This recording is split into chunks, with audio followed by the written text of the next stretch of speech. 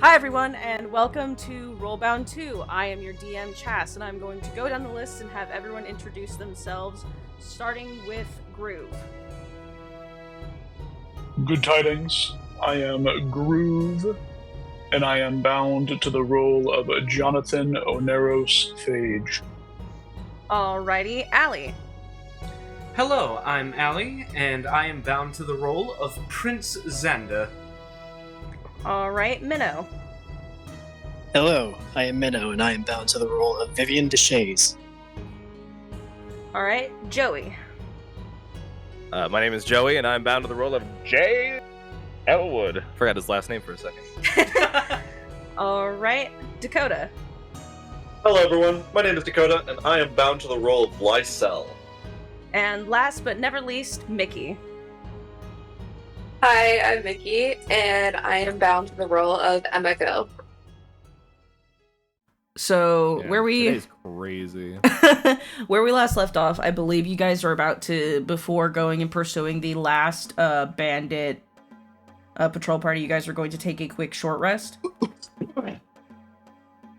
Yes. Yeah, Yeah. we're gonna do that. Also, How many hey good berries do we have y'all, to go around? a thought occurs. So, Vivian can expend a use of Wild Shape to, like, summon, like, a bird or some shit, right? Yeah. So, if we Good wanted point. to cover a lot of ground and get, like, a bird's eye view, I could go into my signet ring and have the bird carry it around. True. Yeah, we definitely could do that. It lasts for 2 hours as well, so I could do that while we are short resting. And it acts as a familiar, so when it gets back, it can tell me everything it saw, and then you can confirm. Hell yeah. I could take my short rest inside of the signet ring, too. Excuse me. Neat. Probably wouldn't though. Probably wouldn't what? Take a short rest in the signet ring. Why not? Because the way it works, she has like a timer to use it. And presumably, if we're gonna be safe anyway, might as well be outside of it. Instead, it's just like a bourgeoisie bitch. Just Well, I'm for absolute comfort. Well, basically, I'm doing that so I can kind of help the bird, take a look around whilst still short resting. You feel me? Yeah, makes sense. Okay, so yeah, I will summon a very large raven. Well, everyone else just looks like a raven to Vivian is enormous. The raven will stick out her hand, or her talon, and wait for the ring to be placed on it. Yep, I will activate Bottled Respite, going into my signet ring, and have Anodyne place the signet ring in the bird's talons. Oh my god, our familiars are getting married. Okay, yeah. And after that, the bird will take a big ol' scouting mission out in the direction where the remaining patrol should be, which was either north, east, or west. So we're doing the one that we did not go in. I believe the last one would have been north. I'm gonna listen to the recording Great. later and be like, wow, look how wrong you are. Fucking wrong pants, but Idiot! but Feels entirely unnecessary, but sure. Don't know what I've done to deserve this. no, it's me. I'm the idiot. Oh, okay, yeah, you deserve it. But yeah, go ahead and have your raven make a perception check. Great. Xander making this as well, or Xander helping the raven? I can do either. Why don't you roll your own? See if you can see something else. Sure. See things no one else can. Things no one else can. I got a 9. No worries, I totally have the raven stat block pulled up. Well, that's fine. I got an 8. Oof. Yeah, you have your raven fly over, with Xander in tow, almost quite literally. And That was funny, Chess. You have them fly where the assumed last patrol is, and they come back and they don't really see anything. The trees in this area are really dense. Maybe they flew up a little bit too high, couldn't see through all the trees, but no matter what it is, they couldn't find anything when they returned. All right. Well, it was worth a shot.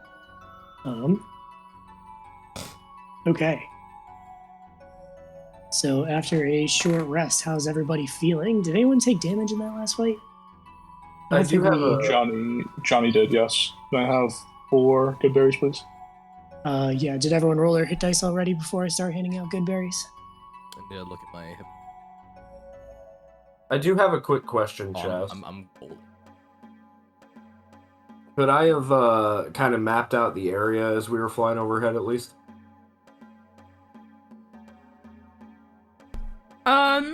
Yeah, a little bit. Sick. Okay. Johnny, how many good berries?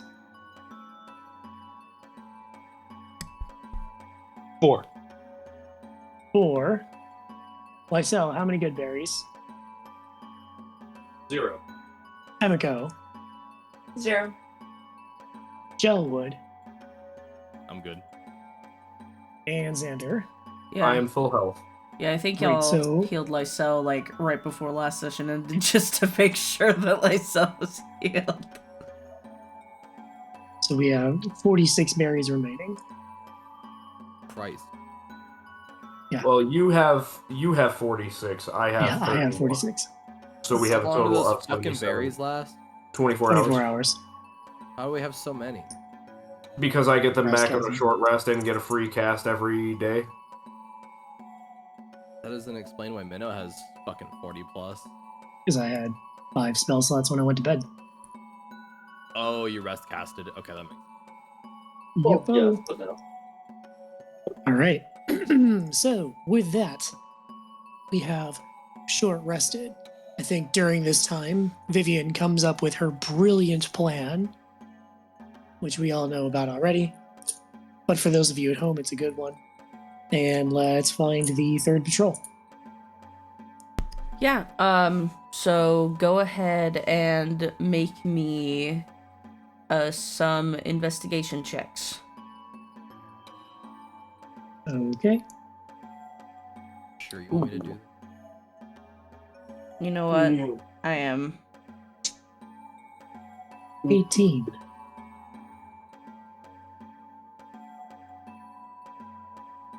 Okay, 18. 0. Hot 7. 19. Big old goose egg. A big old goose egg, gang! Oh my god, look at you, Joey. See, you didn't have faith in yourself and you got a 19. Roll a d20. Oh. That's okay. I rolled a natural 1, 0. Be like that sometimes. I don't know why there's just something so funny about rolling a natural 20 and then posting a number that's lower. Yes. I got a natural 20. Cool, what's your result? 19. Ah. Investigation. Investigate. Investigate. 18, 18, 18. Big 6. Alright. So, Johnny, Jay, and Vivian, as you're all wandering through the forest, in still the general direction that the familiars went, because that's where you knew that the last patrol would be. At first, it seems like you're looking at the same woods, even though this is the area that Xander mapped out. It looks like, everything just looks like trees, but then the three of you, notice that there is a mini camp set up. The fire has been put out.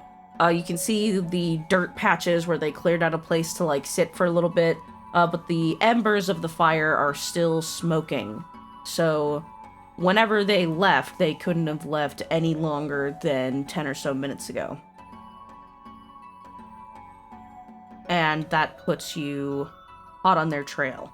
And you can see the footprints in the damp earth of the direction that they went. Can we find them? I want to go find them. Yeah, absolutely. Ouch. Oh, goodness. Are you guys approaching stealthily, like you have the last few times? Correct. Sweet. Pass without trace. Cool. I would like Lottie-Dottie everybody to make me stealth checks. I'm gonna attack Gelwood with a guidance.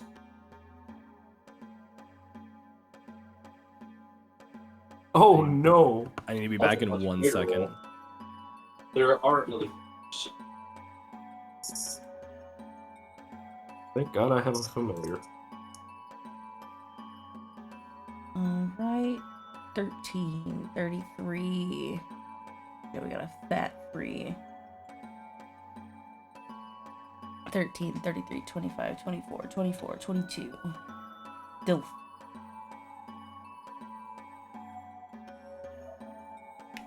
You all manage to catch up to them, again, kind of using the cover of the trees as well as your magic to hide your approach. And you see that there are 2 individuals holding quarterstaffs. One of them has like a weird gem hanging from their hip that seems to be ever so slightly glowing. And there are 2 individuals with short swords, both having them already drawn. And then there's 1 individual wielding a very large great sword. And he has it out. They seem on edge about something. Can I take a perception check and look around, see what maybe they are on edge about? Yeah, go ahead. Yeah. Do it. Ooh. Man. That's an 8. You look around and you think whatever it was must have passed. Lysel, did you take that check as well? I did. Lysel, you look around and then you notice that one of the, sword-wielding individuals, he's not injured in any way, but his, leather armor on his shoulder looks like something clawed into it as if trying to grab him, but couldn't quite get a hold. He's actually, like, scuffed up a little bit. Again, he hasn't taken any injuries, but it looks like he almost did. He has claw marks in the shoulders of his armor. It looks like something might have tried to carry him away. Are there, like, claw marks on the ground indicating, like, a dinosaur that might have walked up? You don't see any on the ground. It doesn't look like whatever this was approached them on land. I think Lysel's gonna nudge Vivian with the edge of their bullhook and kind of gesture over to that one individual in specific. And do you mention the thing about the whatever attacked them didn't approach on land? Yeah. Okay. Yeah, I think that one got attacked from the air. You don't see any claw marks on the ground at all. Vivian is going to look over to her raven Connie and is going to ask Connie to fly up into the sky and just, shout really loud if something is swooping down on us from above. But let's kill these fuckers. Yeah. Go ahead, just for the sake of tracking the surprise round, everyone roll me initiative. Oh man, Joey's not even in the call. Oh no. Go away. I think Joey's technically on the clock at work for another half hour. Oh my god. This dude. Yeah, that happens whenever daylight savings happens and we get pushed around for part of our games. He still has work for half an hour, but that's totally fine. For now, I am just going to mark his initiative as 5. And when he rolls, I will adjust him accordingly. All right. So, starting off, Lysel. Let me stream. Again to Vivian. Are we gonna be hitting in with any spells first?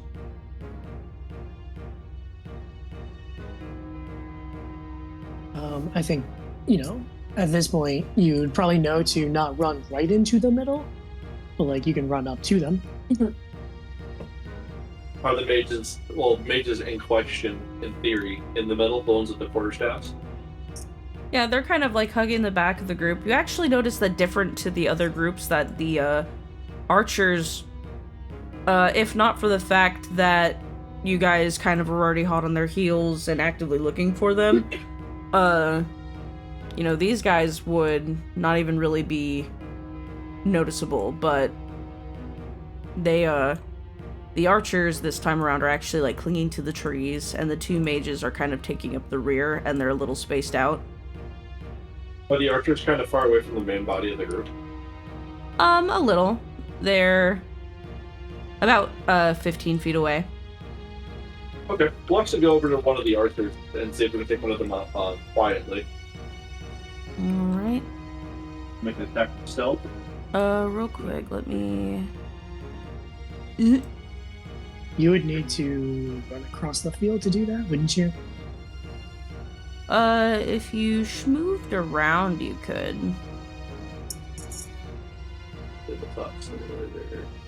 With the Parasaur's 60-foot movement.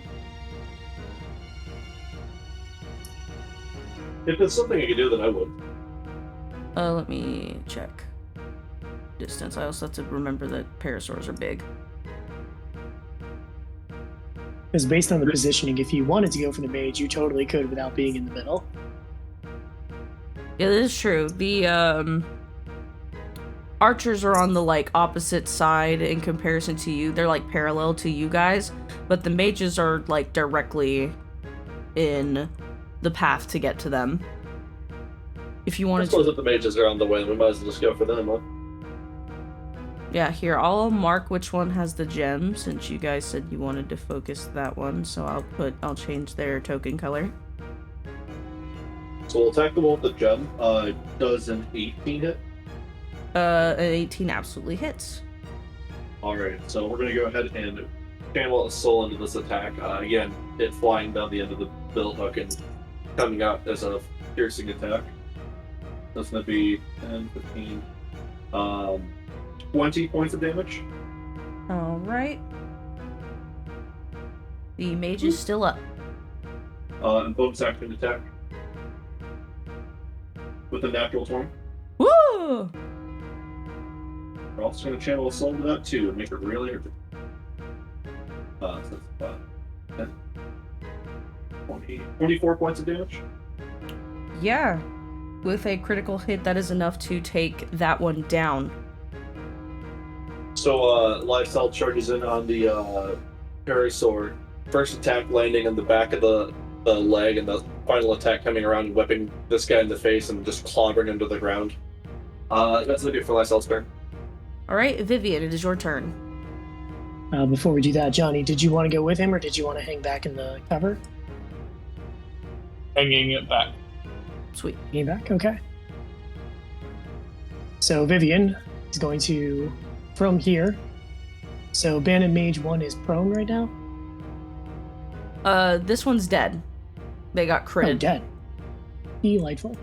Great. Bandit Mage number 2. You're right, I should change that. Got a 20 and an 18 to hit. Let me look, because some of these are different. I set up the stat block to where it makes them a little different each time. Why did it back out of my thing? You said the first one was a 20, the second one was an 18? Correct. So the 20's gonna hit, the 18, the mage is going to cast shield. Ah, what a hooker. Making their AC 19. Well, before that then, because I should have recalled, Yeah. The mage can't take reactions right now. Oh yeah, I can't Oh, because you guys are in inspiration. My bad. Direct. Okay, so that's going to be 23 points of radiant damage. Are they still up? You said 20 points of radiant damage? 23. 23. Yo, my bad. I forgot how to play Dungeons and Dragons. They are still up. Okay, isn't it too bad then that I forgot that Dakota's Parasaur can attack? Yeah. So this would be at the end of Lysel's turn. Parasaur leans down with a headbutt with a 25 to hit. Damn. Minimum damage though, so it's only taking 6 points of damage. That is enough to kill the mage. Mages are squishy. Hell yeah. Yeah, great job, Chloe. And then she is going to Skidooby behind this tree. And that'll be her turn. Alright. Oh, fuck. Johnny. Have the warrior make me an intelligence saving throw. DC 14. You know, surprisingly, he's not very good at those. It's not surprising at all. That's a natural 1. Gonna take 6 points of psychic damage. Have a -1 to his next saving throw. End of turn. Bonus action magic stone, and then end of turn. Alright, Xander, it is your turn. Absolutely. We are going to go ahead and... Let me see. 5, 10. We're going to cast Spike Growth centered here. 20-foot radius, difficult terrain, yada yada yada. So that would be... Shit. Forgot that draws the square based on... So right there? Well, it's a 20-foot radius, so it would be... Oh Oh shit. god. It's fine. I don't know what the fuck just happened. I don't know either. Here, go ahead and draw it on. I don't know why I did that. I clicked it and it decided it didn't want to click. So, I will not touch it.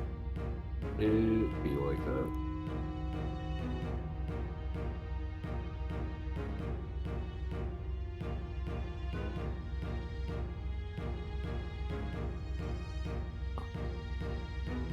You can go ahead with the next person, Chess. Okay, dokie. Let me go back into my initiative tracker. Emiko, it is your turn. Okay. I'm gonna run up to one of the remaining motherfuckers. Yeah, we have 1, 2, 3, 4, 5. We got 5 bitches. You have a target-rich environment.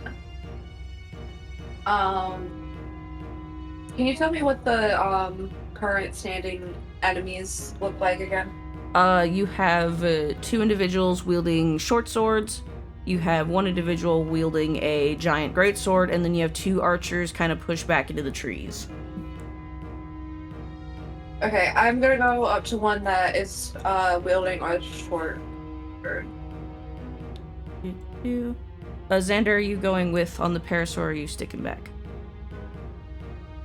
I'm sticking back.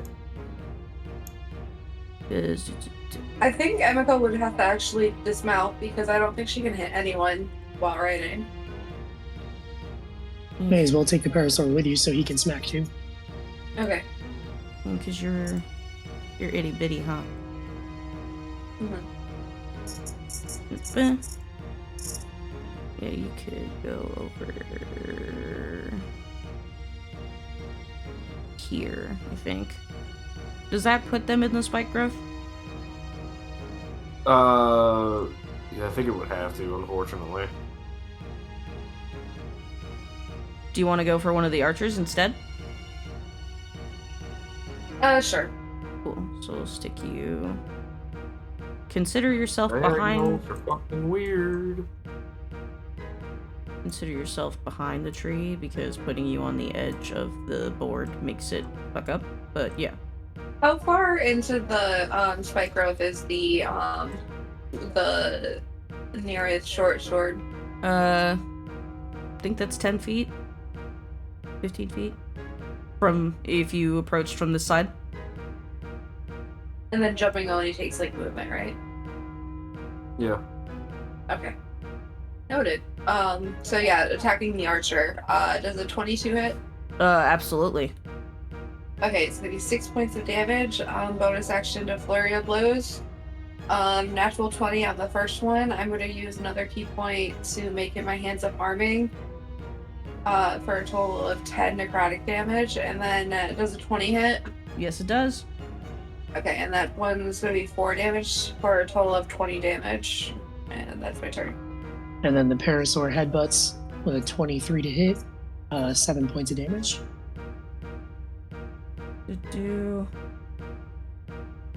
Holy shit, he's not doing great. That's ridiculous. I accidentally put in like 3 symbols into that equation that I didn't mean to put in. Did the outcome come out the same? Yes, it did. I don't know how that works, but that's fine. We'll do that. Cool. Anything else for your turn, Emiko? No, what's it? Okay. Joey, are you back? Yeah, I'm back. Sweet. It is Jay's turn. I'm guessing the giant web-like square is a web. It is spike growth. Close enough. Alright, Seymour. You can go up to that archer. 40. What's the movement speed on the dinos? 50? 60. You can get there. Oh yeah, Plenty of space. Dinos can also dash, casual reminder. Yeah, but he's gonna bulk. So Elwood and Seymour are going to attack this guy. Still only have the one spin slot. So probably. I mean, you can use it because I think you guys planned on doing a long rest before you went and actually attacked the fortress. Well, we want to get to the fortress first. True. Yeah. True. Would I be able to use my greatsword and my shield while mounted? Can you one-hand a greatsword? No. So no. The reason I ask while mounted is because a lot of the time having a crazy shit while you're on a fucking horse. 8 points of slashing damage with the longsword. I rolled the 20 to hit. You said 8 points? Yeah. Damage is noted. Anything else? Whatever the dino rolls for damage. Yep. Seymour got a 20 to hit for a total of 10 points of damage. Sick. All right. The surprise round is officially over, but Lysel, you are at top of initiative. It is your turn. If I were to move here, right over here, would I be able to reach this guy? Yep. Yes, you would. Alright, yeah, we're gonna do a little cheeky little hop over here. Yeah, that one's sitting right there. No! So yeah, we're gonna go ahead and move over to that position so we can reach this guy without going to the spike growth, and we'll make a few attacks against him. That was above a 20 to hit. Bonus action attack did not hit though. All right. Has this guy been injured at all? No. Okay, so we're just not gonna pump the the rest of this time. Ooh. Dang, minimum. It's gonna be 7 points of damage. Damage is noted. Anything else for your I turn? rolled a 1 and a 2 on my damage dice. I rolled a 1. I rolled a 1. No, that'll be Fuck. it. Besides the Chloe attack. Can Chloe reach? Yeah. Chloe can reach the bandit or the archer that is right next to you. Unfortunately, Chloe's got nothing on Seymour and she fucking whiffs.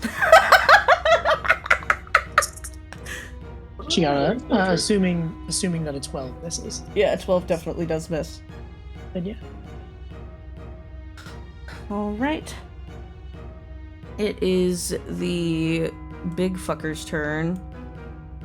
What is the... However many spike growth ouchies for 10 feet of movement, or 15, I can't tell. There's so many lines. I think it's 10. That would be 15 feet of movement from where he was. Okay, yeah, 15. Which he would have to spend 30 to move that far.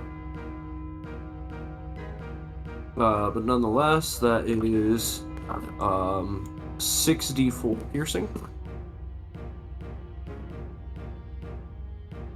5, 9, 10, 11, fuck me. 15 points of piercing damage. Sweet. And this guy's going to make an attack at Jay.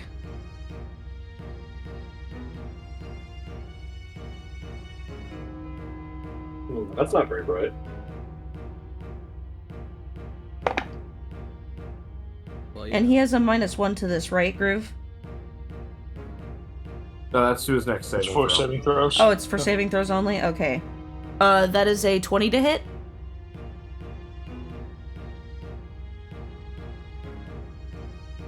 Gelwood. What was the number? 20. 20? That's with a -1 or? No, he didn't have a -1. Oh, okay, never mind. Then yeah, that just hits. Alright.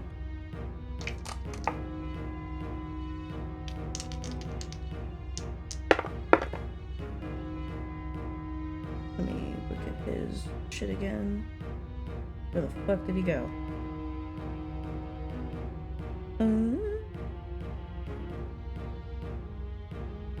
Okay. So that is 13 points of slashing damage to you, Jay.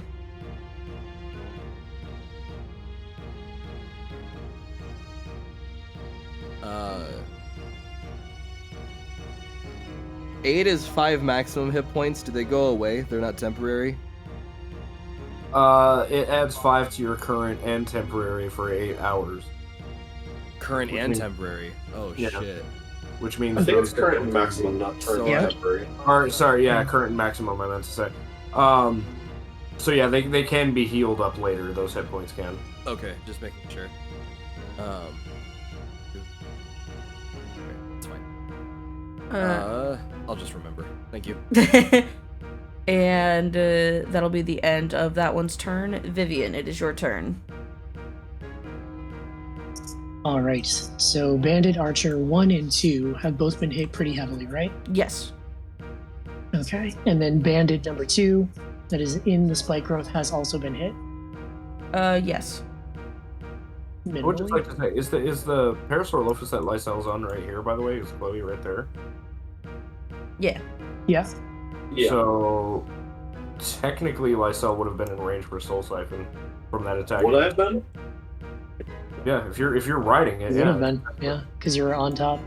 Oh, but Yeah. this is a fucking tree right here, isn't it? Yeah, that's a tree. Oh. Okay. Well, you Yeah. know. It's not Alright, my brain processed it as being like chopped down. So it's like, oh, you can fucking attack. Yeah, me every time. I did it that way because to show that there are trees feel you. there, but I didn't want to use the tree top thing because that gets like really annoying because it's like, how big is the trunk? Ooh. So I've been doing that for Yeah. trees and maps instead. Sorry, Dakota, my bad. That's alright. All right. I'm going to assume that my marshals can take care of these archers, and I'm going to wail on Big Boy. That is a 16 and a 20 to hit. Both of those hit. The 16 just hits. Okay. So he takes 7 points of cold damage. If it matters, his speed is reduced by 10, and also he is going to take 4 points of radiant damage. That's wrong. He's going to take 8 points of radiant damage. I forgot to add my modifier. And that will be my turn. All right. Oh, this is the first one because he has the lowest health.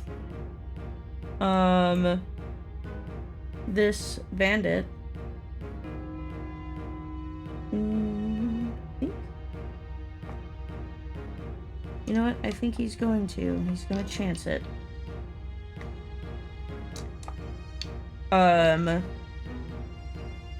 What is that? Oh, I know what that is. Never mind.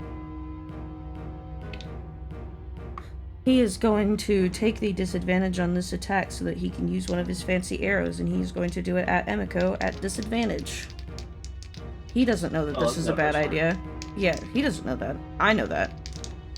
But Well, the worst idea you could ever make. I'm not an air-headed bandit, so What's giving him disadvantage? using a range. bow at close range. Oh, the one that's okay. The archer that's right there. Okay, I was confused. Yeah. That is an 18 to hit, Emiko. That hits. It's okay, you're about to be excited.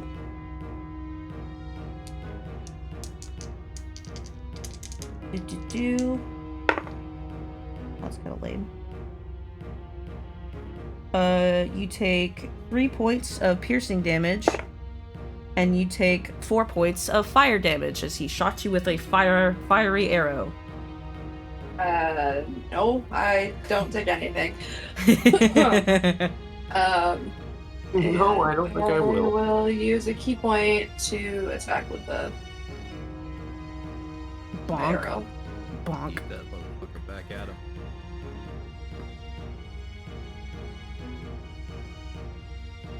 And hit him with a good job, idiot. 23 to hit. That does hit.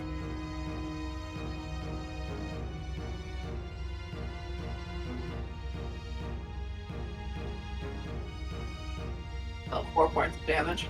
Yeah, you like catch the arrow as it's about to head for your chest because he's so close to you, and you look at him dead in the face, and then you turn it around and bap it back into his chest, and he falls over, deceased. You are dead. Not a big surprise. All right. So that one's dead? Yeah. Alright, the as of yet unnamed Parasaur. Gonna go hassle this guy. Or I guess I'm gonna go. You still have more of your turn. Or no, that was his turn. Yeah. My bad. Yeah. I'm being very silly right now, and I apologize. It's okay. All right. It is, however, this one's turn. Going to do the same thing at Jay, but at disadvantage because because Seymour's looking down at him like, I dare you, bitch. And, fair. But he is not afraid of the oversized duck cow. The oversized duck cow. Should be.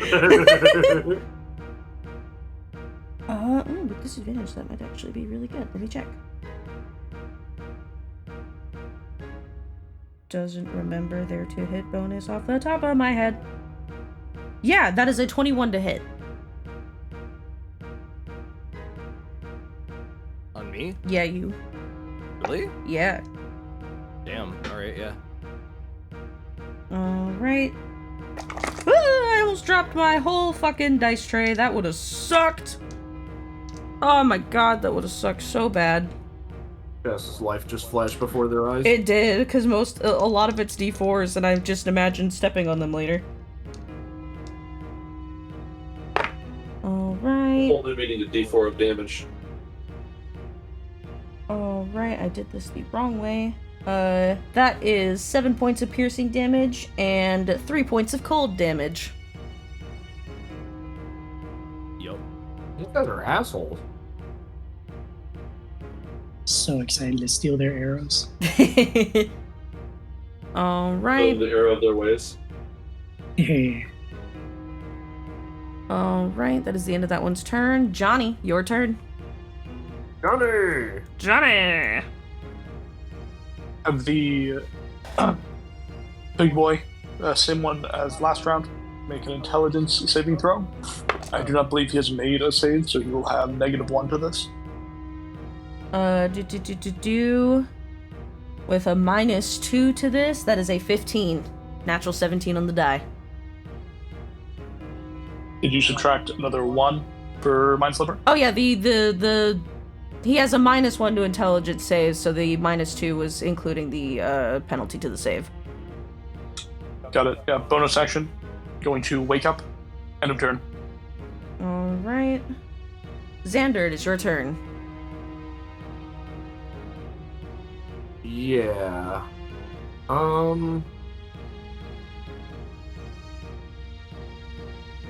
I think what I'm going to do is I'm going to Because Joelwood hasn't taken his turn, right? Because Joelwood's after me. Yeah, Joe. I got a 3. Yeah, Joe was at the But- bottom of initiative. But Thick Boy has taken a turn this round, yeah? Yes. Okay. I'm going to hold my action. I'm going to cast Eldritch Blast, and I'm going to hold it. The trigger condition is going to be after Joelwood's turn.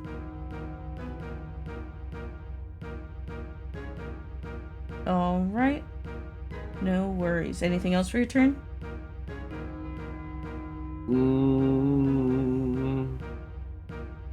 I don't believe so. Well, I guess I do technically have to move this way. So I have LOS. Alright. That one is dead. That one's alive.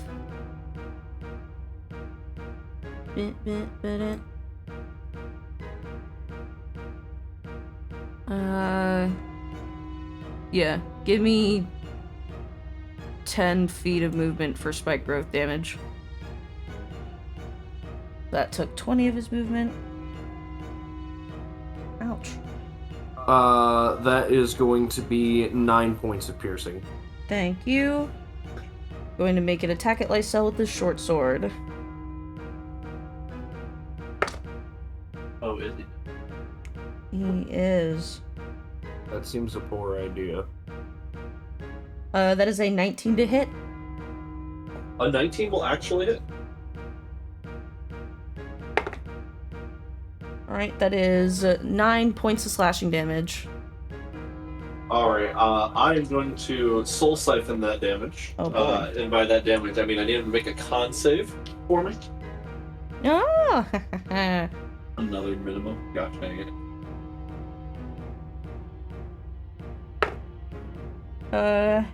He got a 14. 14 is the DC, so he does succeed. That being said, he'll take 7 points of damage for his troubles. Bonk. Did you add the 9 that he did to you? Soul Siphon has no, that been is actually changed. separate. Yeah. Soul Siphon changed. Soul Siphon has Yes. been changed, just to put this out there because it's been used before. Soul Siphon has been changed to where now when you or an ally take damage, you have you have 2 options to pick.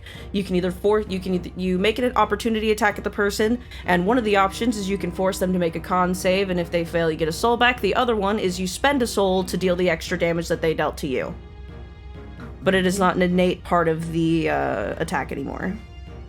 You get to pick one. Duly noted.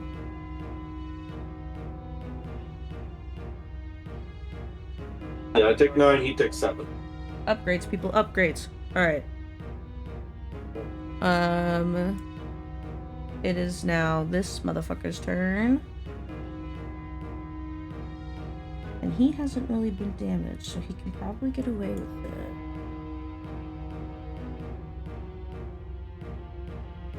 Yeah. I'm gonna use all of his movement to get right here, so that's 15 feet of... Ouch.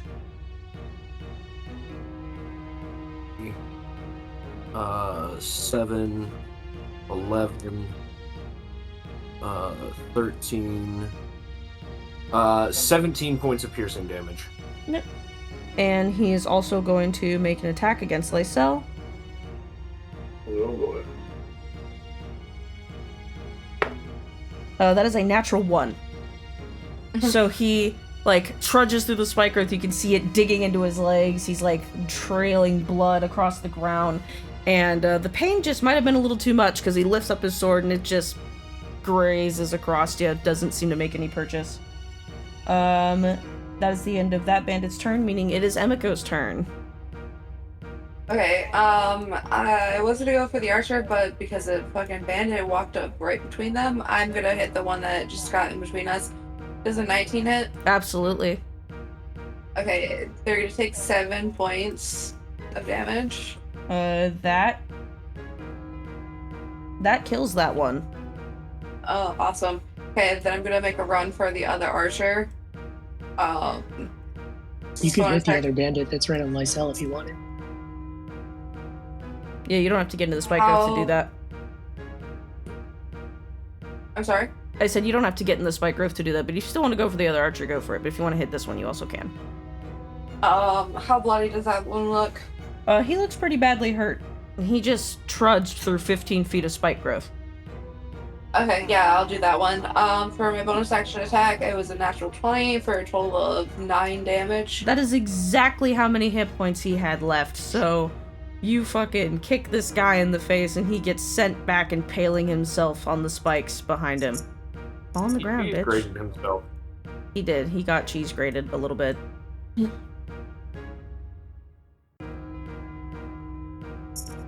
Now, do you want to run after the other archer? I'll get in melee with it, but I don't have anything else to do, so Okay. that's my turn. As of yet, unnamed Parasaur hits with a 20 unnatural That hits. for a total of 7 points of damage on the archer. Alright, the archer is still up. Yeah. Jay, it is your turn. There are 2 motherfuckers that dare hurt you. Yeah, we're gonna swing at the one with the axe. Sweet. Swinging at the big motherfucker. Natural 1. Fuck. Come on, Seymour, help. Kick his ass, Seymour!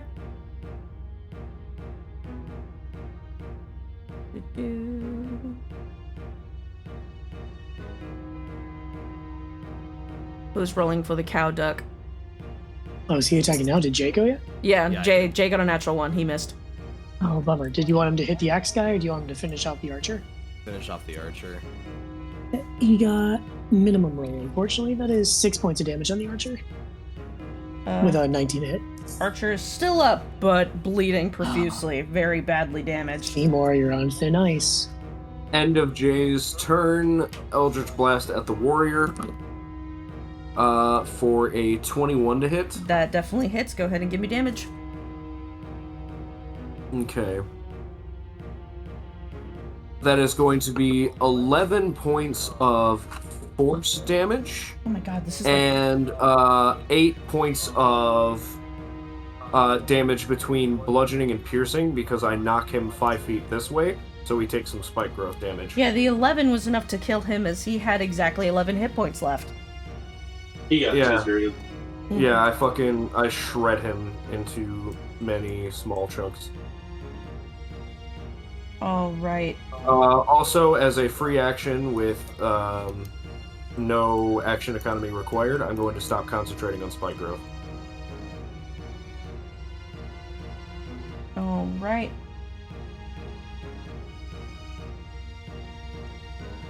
And top of the round once again, Lysel, it is your turn. There is one more asshole left.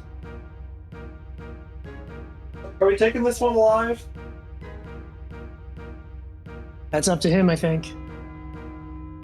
I think Lysel's just gonna ride around and circle them and point the tip of their billhook towards their chest and say, "This is your one and only chance to surrender. I recommend you take it." He yeah, he's holding his bow, and he's like has the string drawn back, but he's like shaking, so like the arrow that he has knocked into it is like shaking too and is not maintaining focus. And he lowers his bow and he surrenders. He has 1 hit point left. Seymour knocks him out. Bonk! All right. So, yeah, rounding him up, looting every single thing that's on the bodies. Then we will do the classic rinse repeat of mold earth to bury all the bodies. And once that is done, things I want to know from this bandit, his name, the names of the people he was traveling with, all of them, write them all down. I will then obviously taking all of his stuff as well, wanting to know if they have any other hideouts that they use or other places that they were thinking about setting up in other than the fort. He tells you all their names. He tells you his name. He also tells you that they don't have any plans currently for any kind of expansion. They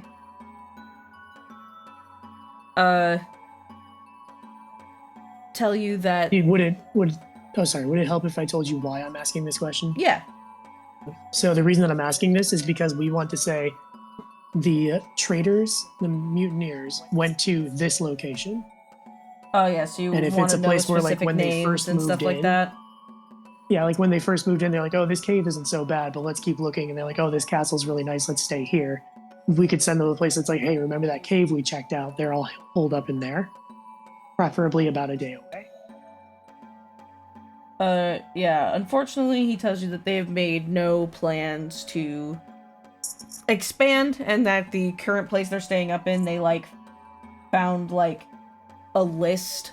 Like, they had stolen a list of old, broken-down fortresses from a ledger, in Fellsgrave, because those are technically property that someone could potentially own. So, they got a ledger of all of these locations and went to this Got it. one. So they kind there- of knew their destination immediately. Is there another one nearby?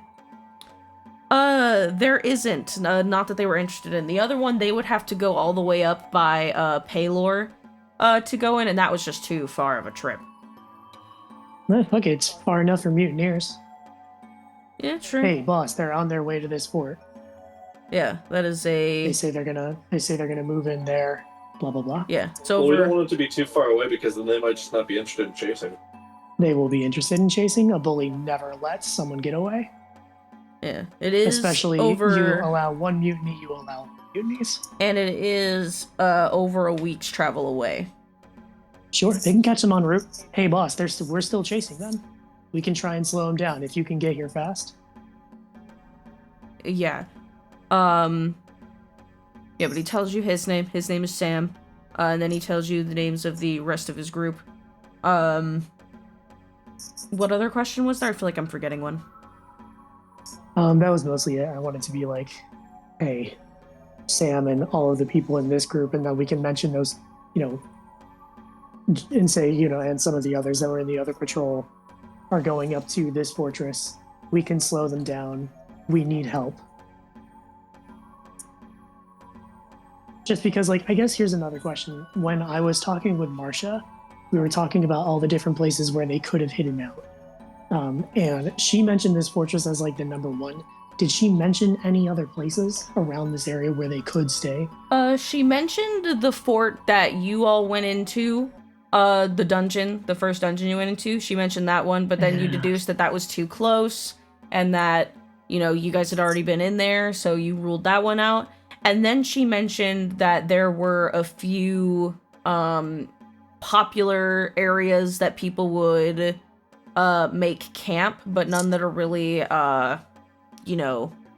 enforceable.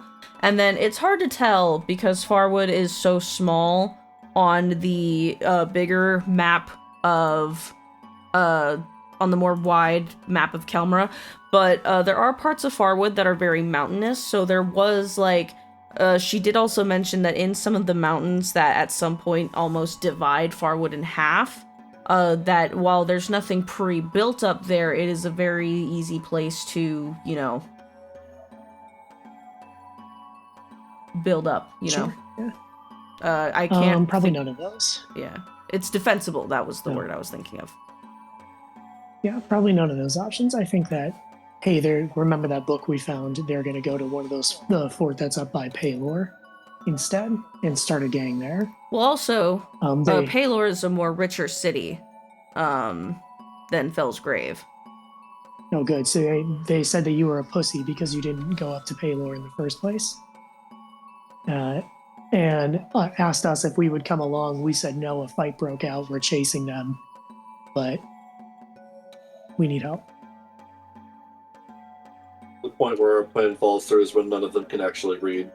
They That paid would be somebody to fun. give them the list. Honestly, I'm banking on Kelmra's general education system where everyone seems to be literate. We're gonna do it. We're gonna do okay. They're somewhat literate. At the very, maybe they don't spell everything correctly, but they get the point across. I mean, hey, neither do I. All right.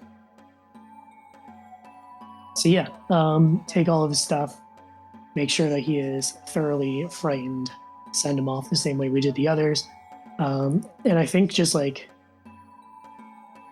make sure that he goes east because I think we sent the other ones like south or something.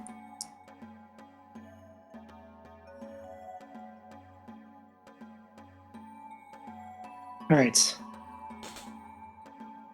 So, did anyone else have any questions for this bandit?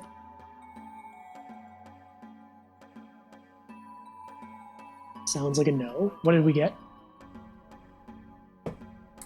2 short swords, 2 hand crossbows, a regular greatsword, a regular quarterstaff, a ice gem that can be used as a focus. I'm just telling you what it is because you guys are about to take a long rest. You also get 2 ice arrows and 2 fire arrows because I marked how many the archers had and they used some of them.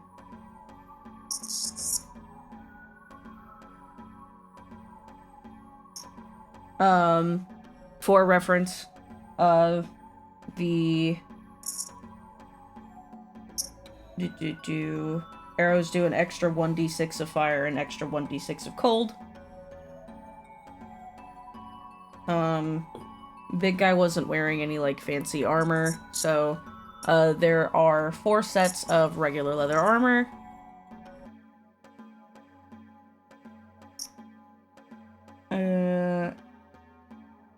And one of the mages had a glowing set of dice. Glowing? Yep.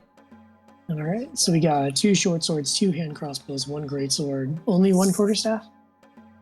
2 quarterstaffs. No, yeah, 1 quarterstaff. The other person used a gem. Got it. Ice gem, 2 ice arrows, 2 fire arrows, 4 sets of leather armor, 12 pairs of boots, and glowing set of dice. What else did we get? And then across all of them, scrolling through, this is a long list, because I made the list long because you guys asked me last time. Across all of them, they have 9 gold pieces. That's nice. In silver and copper, but I'm just saying the gold amount to make it easier. Sure. What else was there? I believe that's it for anything of note. Okay. That's all I have written in my loot table. Great. Everyone take 1 gold piece, 3 going into the party gold. Right. Identify on the dice and gem. So. And we'll do that. We'll do that after burying the bodies while moving, because we want to make a lot of distance tonight before resting. Yeah. The ice stone, similar to the thunderstone that you found, if you find someone who has expertise in dealing with magical gems, you can basically use it to imbue something with cold damage. You can also use it as a spell focus if you so wish, but that's not typically what it's used for. And then the dice, they are a magical set of false dice. So basically when you roll these dice, the dice display the number combination that you want them to. They are enchanted cheater's dice. So instead of being weighted, they display exactly what you want them to when you roll them. Yeah, because the glowing's not going to give it away at all. Honestly, when you roll them, they don't look enchanted in any way. But when they're not, So when they're you in try and your read them, hand. Yeah, when they're not in use, so when they're just laying limply in someone's pocket, they glow. The moment you put them in your hand, they stop glowing. Okay, so you roll them, and they stop glowing. You roll them onto the table, they bounce around, everyone sees, wow, look at those dice, they're not glowing. They stop. And then they're like, wow, you rolled a 7. Hey, why did your dice start glowing? Well, you get the inference that because the person that was using them is dead is why they're glowing. But when you try to actively use them, they stop. Sure. Either way, let's make a note to only use these in very bright rooms, just in case. Yeah, again, I didn't say it was the greatest magical item. I just said that there was magic on it. It's a magical item. Yeah. All right. I think, for one, that the ice gem, that I know that later on Emiko is going to want to dual wield, and one that does thunder and one that does ice sounds pretty metal to me. But great. So we're going to march onward towards the location of the fort through the night. I do not remember off the top of my head. I feel like it would have taken, like, we would have got close to there by the end of our travel day.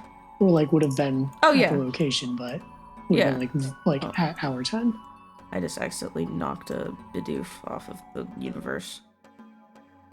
Yeah, I got it. I can't fucking believe it. I can. I saw it happen. So, make me,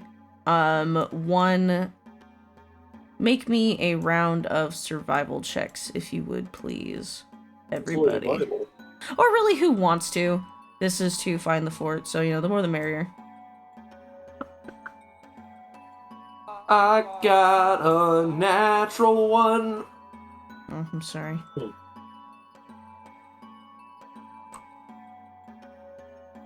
By the way, Honey the Raven didn't see any big birds up in the sky, right? Nope, it definitely seems like whatever happened, it happened a little bit ago, but they were still, freaked out about it. Right? She has disappeared. Probably just a pterodon swooping down and bullying them. 11 survival, 12 survival, 9 survival. Anyone else making a survival check? Oh, 11, 12. Ah, man, happened again. Darn.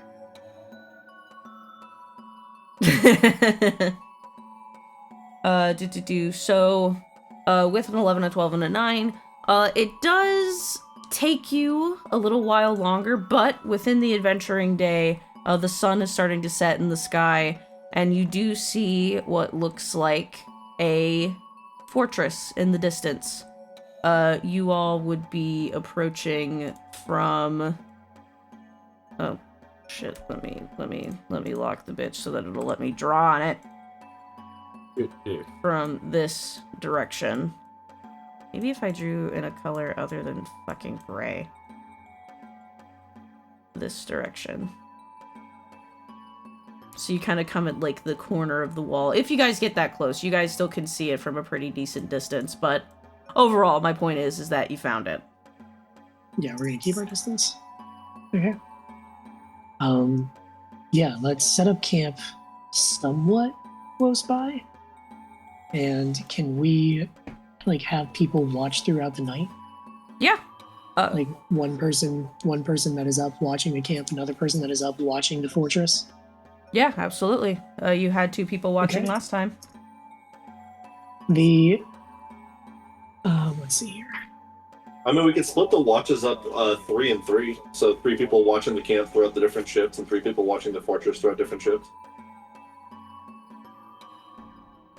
If you can find a way to make that work with us all still getting 6 hours of sleep, I am 100% down for that. That sounds great. I mean, we would be missing 1 shift, but it's the best coverage we can get. Sure. Or we could just have Johnny watch the fortress, and then we just take our shifts for the camp. Explain. Well, Johnny's blind sight is only 30 feet. Or 60 feet, which would probably be too close. Yeah, so Johnny will watch the camp. Yeah. Oh, Fair. why is my shit making noises? Stop making noises. Stop it. Before the end of the day, Vivian wants to go out, probably taking Lysel with her, and find a Microraptor. Yeah, make me another survival check, if you would. Okay. 24. I'm so glad. I also got a 24, though. Oh, nice. So you both kind of go through the woods, and you do find one sitting in a tree. It actually is standing, it's able to do this. It's actually standing on the tree, vertically. It looks like it's walking down the tree, and it's just stuck to it. But you were all, maybe making sounds to, mimic it, and out of curiosity, it, runs down the tree and just looks at you, and then clicks at you. And then cocks its head to the side. Yeah, you're a combination. Well, what size is a Microraptor? Is it small? Micro. I believe they're considered tiny. Let me look. I have a stat block for Tiny. them. Okay. Tiny, damn, that's small. Actually, is an owl small sized? Owls are Owl tiny. is tiny. Yeah, it is. It is a little larger than an owl, so it's pushing that tiny label, big Okay. time. But it is size class tiny. Yeah. So and Basically, what if do it's anything bigger than a normal sized house cat, it's small. what do Microraptors eat? They're meat only type of people. They eat anything from bugs to fish to mice. But sometimes, in a pinch, they will be known to eat berries and fruit. But that's not their main. They're omnivores, but they prefer a more carnivorous diet because it's better for them. Got it. So pulling out some dried meat in my hand, I'm also going to put a handful of berries in there. And I'm going to look forward. I'm going to say, hey, I'll give this to you, but you have to help me out with something, okay?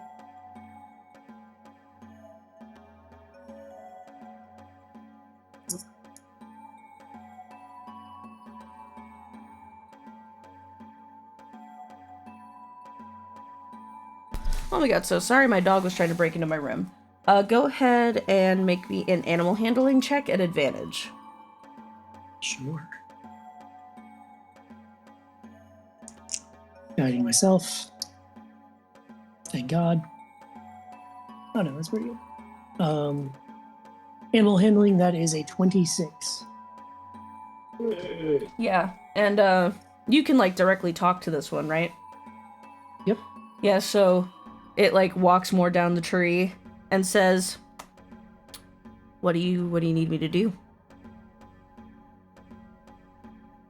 I mean, I could use a friend while I'm out here. I may need you for a task tomorrow, but not tonight anyway, so just kind of want to get to know the people that are out here. And you'll give me the meats if I say I'll help you? I'll give you the meats either way, but it'd be nice if you help me too. Your terms are agreeable, two-legged one. And it'll hop off the tree and like walk over to you and look up at you expectantly. Yeah, no, hands out. It's funny because this thing is very small, but it is over half Vivian's size. Yeah, most things are. Great. Yeah, so it takes the meat from your hands and then it like jumps up and like rests on your shoulder, but it has to put like both feet, one on each shoulder, kind of messing with your hat. And then it goes, fuck this, and then jumps up and sits on your head. Perfect, yeah. Beneath her hat, Tyler, temporarily muffled, goes, "What the fuck?" and then scrambles down and hides in her bag. Great. So yeah, she's gonna, we'll just sort of yada yada this, head back to the rest of the group. Tomorrow I can cast Animal Friendship on this good bird, and we will have it help us out. Sweet. So, what are we doing for watches? Okay, so Johnny's gonna watch camp. Where did we put our watch order last time? How many familiars do we have? 2, I Is think. it just 2? Yeah. If You you want don't to have give your Johnny some familiar out. incense, it could be 3. If I had If anybody incense to give has you, the materials for it.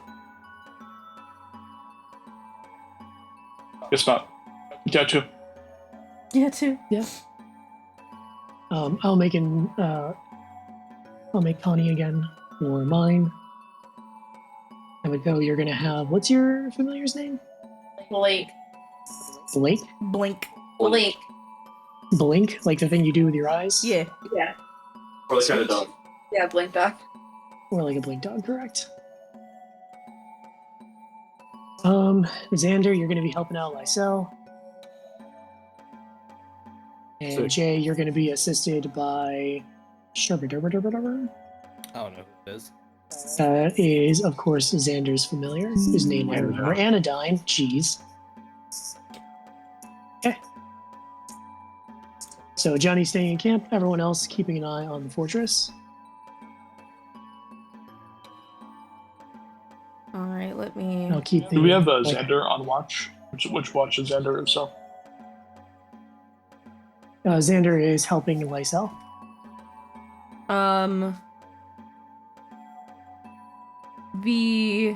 Actually, I'll do this after the watches. Cool. How do we have?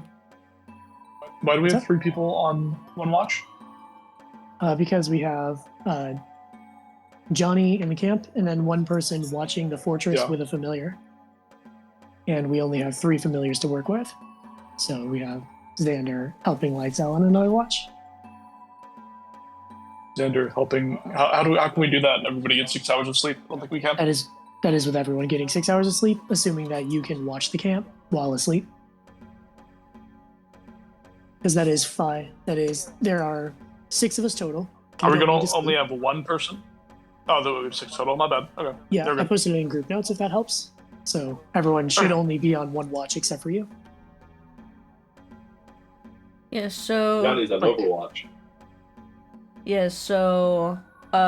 Make me. First round of first watch. Everyone make me.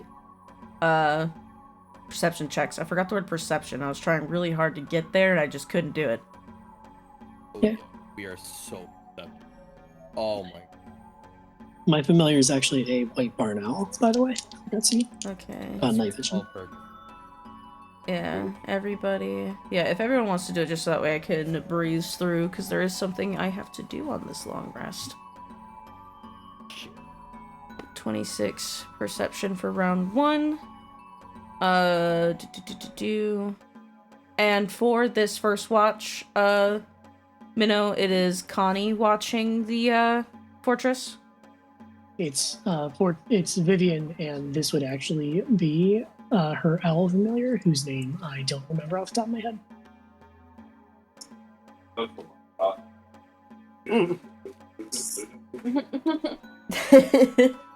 Alright.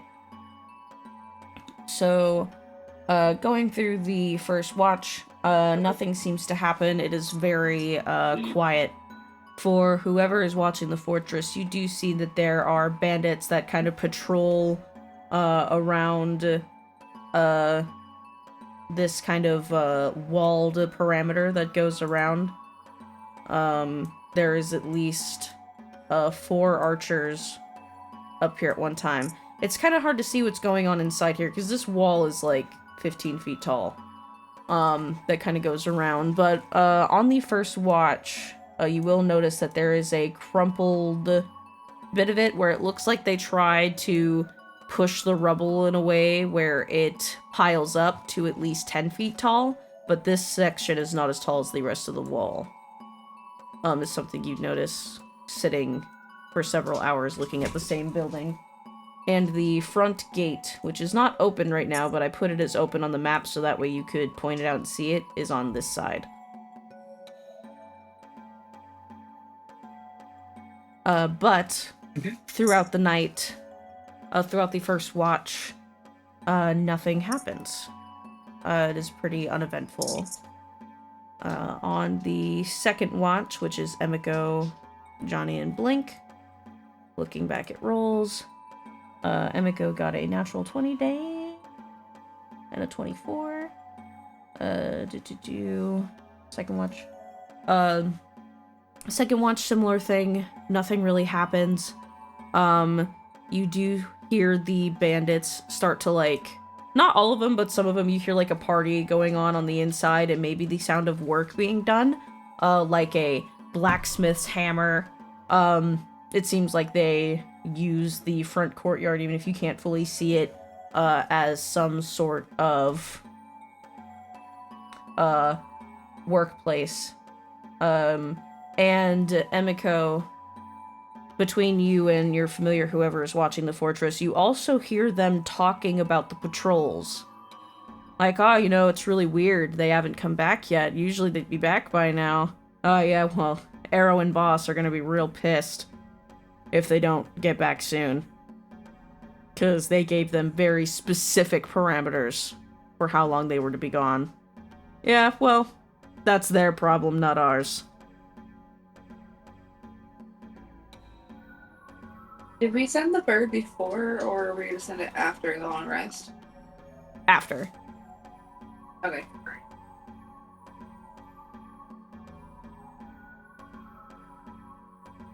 A lot of the notes said by morning, but it seems like these bandits are talking about something very specific. Like, Would our 16,000 questions have revealed what that specific thing was?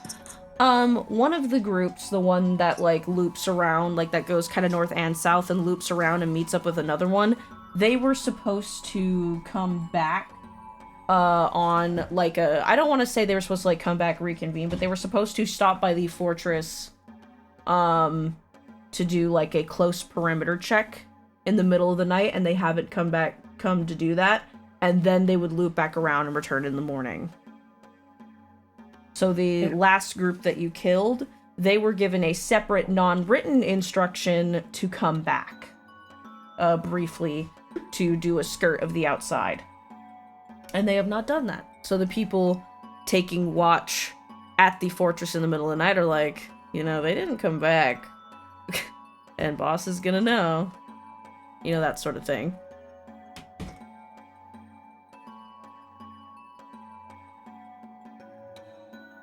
Alright.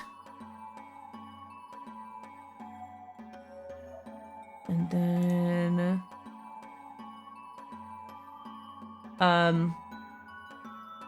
same thing, nothing really happens. Lysel, you find it very hard to focus. It's almost like you feel this looming presence over you. It doesn't feel threatening, you can't help but shake that you feel watched, and it makes it very hard for you to watch what's going on around you. You know, maybe you're just really looking forward to going to sleep after the day that you've had. You know, you got pretty badly hurt not long ago, so it's just, you know, maybe you just need to relax and go to sleep. And on the last watch, let me look at, Did my 16 perception not do anything for Lysel? Or Lysel on his watch, rather? No, yeah, I said that everything was the same. There was no new activity with the bandits, and then just that for Lysel specifically, just unable to focus. Because Lysel got a natural 1, but nothing, like, unsuspected happens as a result. Hey, something unsuspected does happen, actually. Johnny is going to approach Xander. Oh boy. During their rest. And, yeah, it seems like we're in, like, a forest, right? Oh yeah. Very, very dense. Yeah, so... trees are very tall. Forest.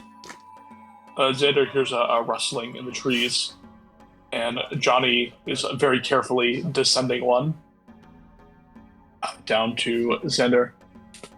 And as he lands, where's Anodyne right now? Is Anodyne asleep? Is Anodyne nearby? Anodyne is currently asleep, yeah. Yeah. Oh, he seems to go over to the sleeping Anodyne and look very closely at the creature before popping up and wading his way over to Xander. A curious creature, certainly. Even more so your attachment to it.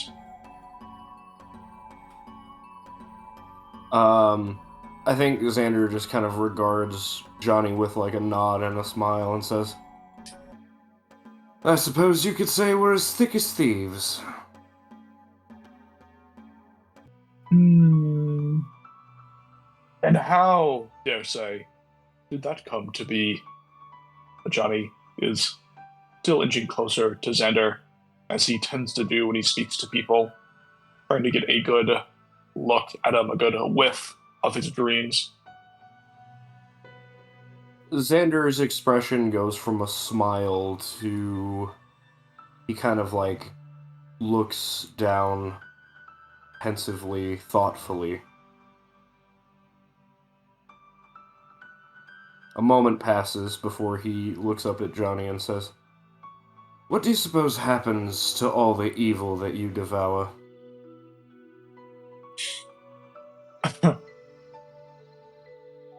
Johnny reaches down into his gullet and pulls out a hammer. It is crystallized, transformed into artifacts that can be used to digest further evil. I see. That's quite clever. Anodyne was unfortunately victimized by some very rancid evil. Yes, the Skinari that we fought when we first met.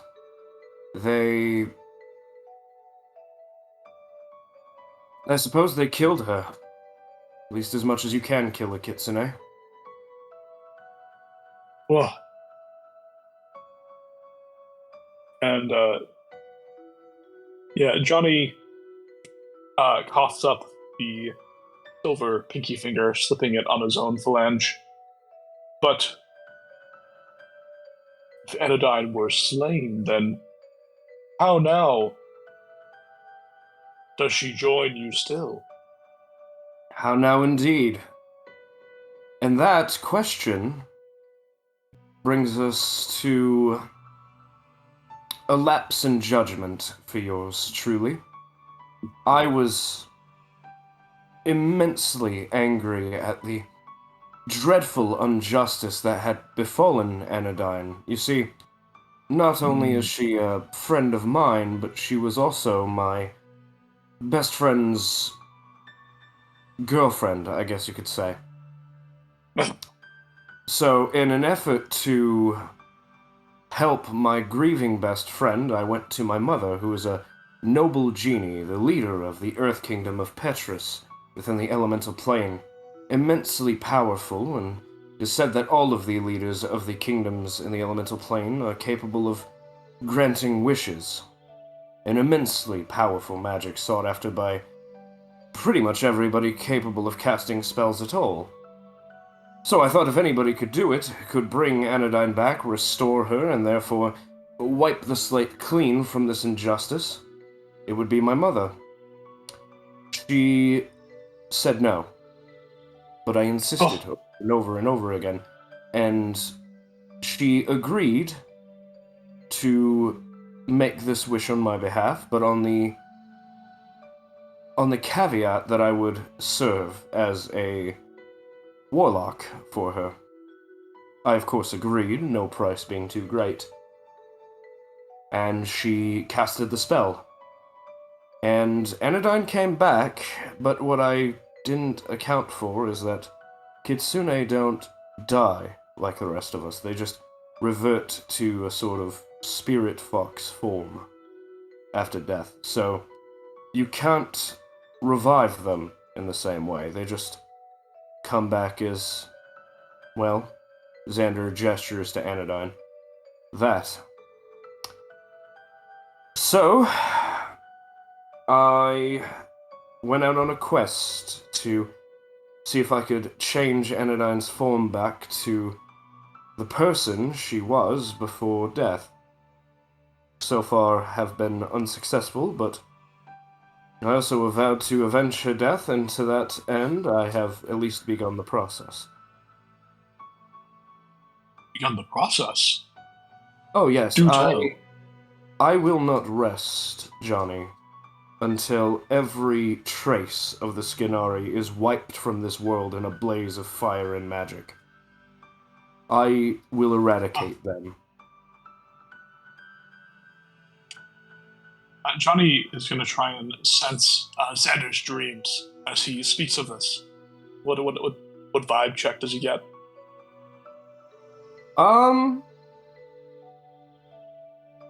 I think you would see a brief glimpse as Xander talks about this as a sort of panoramic view of like the top of this like two-dimensional like POV sort of situation of Xander just blasting these Skinari individuals off of a cliff until they fall into the deepest pits of hell. Yeah, Johnny's eyes light up as he is quite surprised by this. He did not take Xander as such a kindred spirit. I see. Yes, much evil to be digested, indeed. And Anodyne, how, for say, did you come to travel with her? Well, after my mother brought her back, I felt terribly, and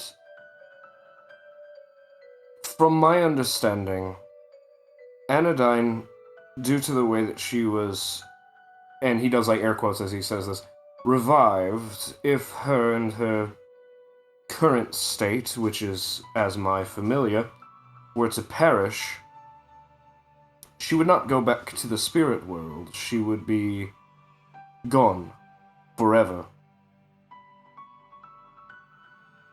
But I need to keep her close by if I'm to restore her to her original state. Indeed. Such a kind spirit ought not to be digested from this world. Especially not due to my mistakes.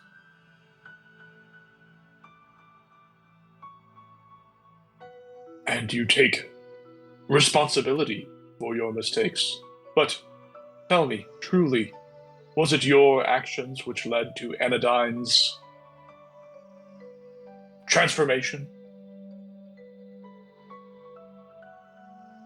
He thinks for a second and says, perhaps not, but it was my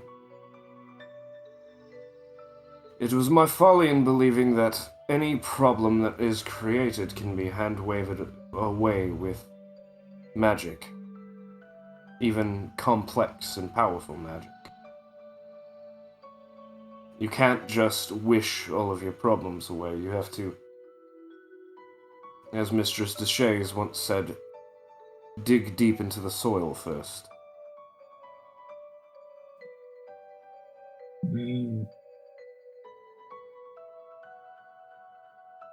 I'm afraid I've never had a desire that could not be satiated with some magic. But I will take your word for it, certainly. I think Xander kind of shrugs and says, it is quite possible that I just sought out the wrong type of magic, but nonetheless, what is done, and I must stay the course. Eventually, I shall Certainly. inherit my mother's kingdom, and she wishes for me to learn humility as well as responsibility, I suppose. I've seen your mother and her kingdom, but within the devoured dreams, I see nothing of her. Who is your maternal patron? Well, her name's Nimra. She's a noble genie, and Xander looks troubled by your question after a moment. You know, a thought just occurred to me.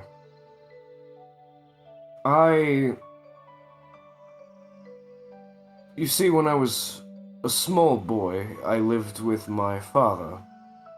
He was an adventurer. Stayed with him forward. One of the reasons I came here. Till he was killed in a bandit raid when I was 6 years old. And I suppose after he died and my mother took me into Petrus, I've never bothered to really learn who she is as a person. My. Well, I see often her powerful manifestations upon your feats. Perhaps, should you accomplish more, show her more, then as she knows you, you too shall know her. Perhaps. Hopefully, anyway. I've only got the one parent left. I'd rather not burn that bridge.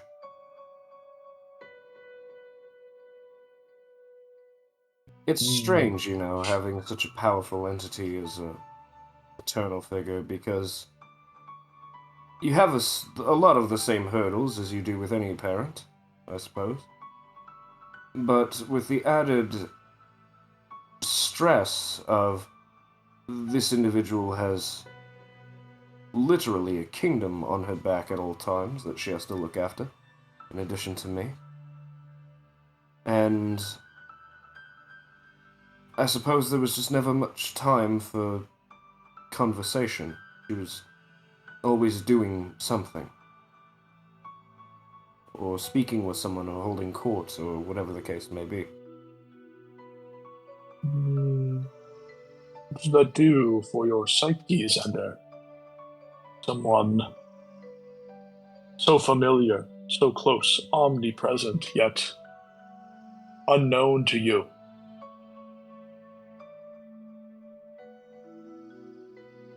Feels a lot like... And he casts minor illusion as he speaks, and creates a statue of his mother. He says, "Suppose it feels a lot like putting your hand through an illusion." And he does so.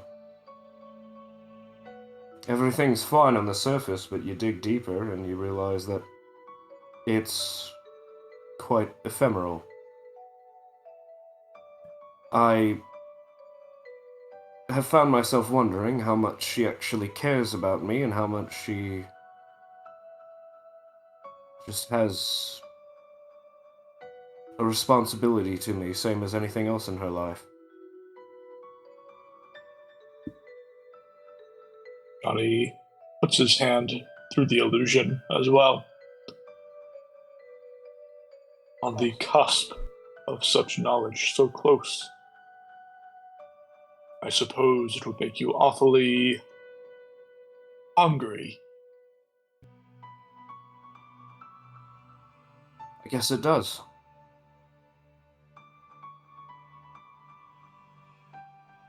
Yeah. And slipping his fingers through the illusion, allowing his nails to slide along Xander's skin, Johnny slips back into the bush.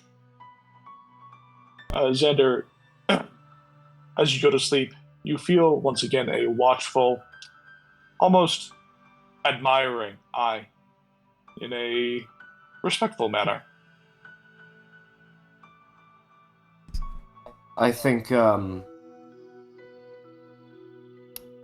Xander is going to gather some just seeds of grass and druid craft them into the form of a dream catcher and put it next to his bedroll in an effort to store whatever dreams he does have for Johnny to pick apart and devour later. Yeah, and also, as Johnny departs, Xander, you feel like a compression around your shoulders. It's warm. You turn around to see if there's someone there, but you don't see anybody. But you feel a presence, like someone has embraced you. But it goes away very quickly. And as Xander drifts off to sleep, he remembers his father and, I think, sheds a single tear. Yeah. And once again, on the last watch, nothing new really changes, but as it's not quite morning yet, there's still a few hours left to go, but as the sun begins to at least pretend like it's going to rise and the sky starts to lighten, Jay will notice a stir among the bandits, but nothing too crazy. They have not yet realized what will come to pass in the next day. And something you do notice, Jay, although nothing will happen of it yet, is Xander's familiar Anodyne is watching you very closely, almost like she has something to say. But maybe if you turn to question it or lift a finger to say something, she will simply turn tail and walk away. And before the completion of our long rest, Lysel, I have a question for you. Yeah. What do you normally dream about? I would like to believe. One second. You ever get that right thrown up? Alright. I would like to believe that their dreams are a very varied set of dreams that flip from like one sleep cycle to the next as they experience the various presences of the more restless souls. Yeah, well, tonight, your dreams are different from usual. You feel yourself drift away to sleep. Finally, after your watch, you can have some real, true rest. But as soon as your eyes close, it almost feels like they immediately open again. And you are in a place that looks very familiar to you. In the middle of the forest, in a clearing where there's like a barrier sort of set up, and standing about a mere 20 feet away from you is Ada. For everyone else. So we are in the barrier? Huh? So we are in the barrier? Yeah, there's an arcane barrier around you in a clearing, and you are within it. With her. And her wings are spread, and she stands... she's not holding any weapons or anything, she's just standing, almost as if waiting.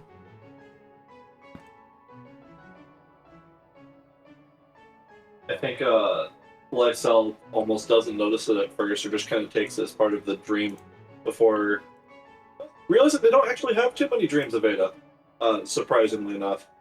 And it's just kind of stare at them for a second before their eyes widen and they go, Ada? Stand, Lysel. Lysel's going to scurry to their feet. And then she'll wave her hand, and a very long sword will come to it, being conjured out of red energy. And she is holding basically a katana that is ridiculously long. And she says, "Draw your weapon."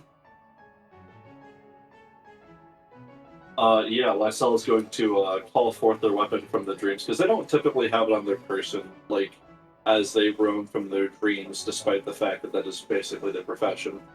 But it's going to manifest in the form of these shadows pouring forth out of the ground and appearing in the form of the Billhook. Yeah, and she will hold her weapon in a stance and start slowly circling you. Ada is challenging you. And she says, "Tell me, Lysel." And she'll wave her sword, and say, "What is the rule of engagement?"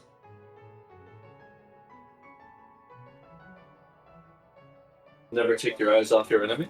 Yeah, and she is going to rush forward at you and strike. Real quick, is this sword of Ada's, is that what Lysel knows their Reaper weapon to be, or is that just some other random weapon they have? Ada, you noticed, uses either a pole arm like you do, or uses this sword, yes. This sword she only uses on special occasion. It is very personal to her. She never told you why. So you said they were attacking? Yes. That is a 22 to hit.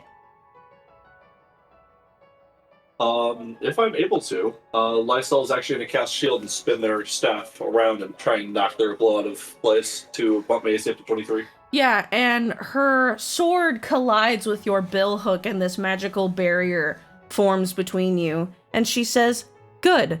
And then she kind of like flinches, it looks like, but the power of it sends you flying back 20 feet away from her. And she continues circling you again.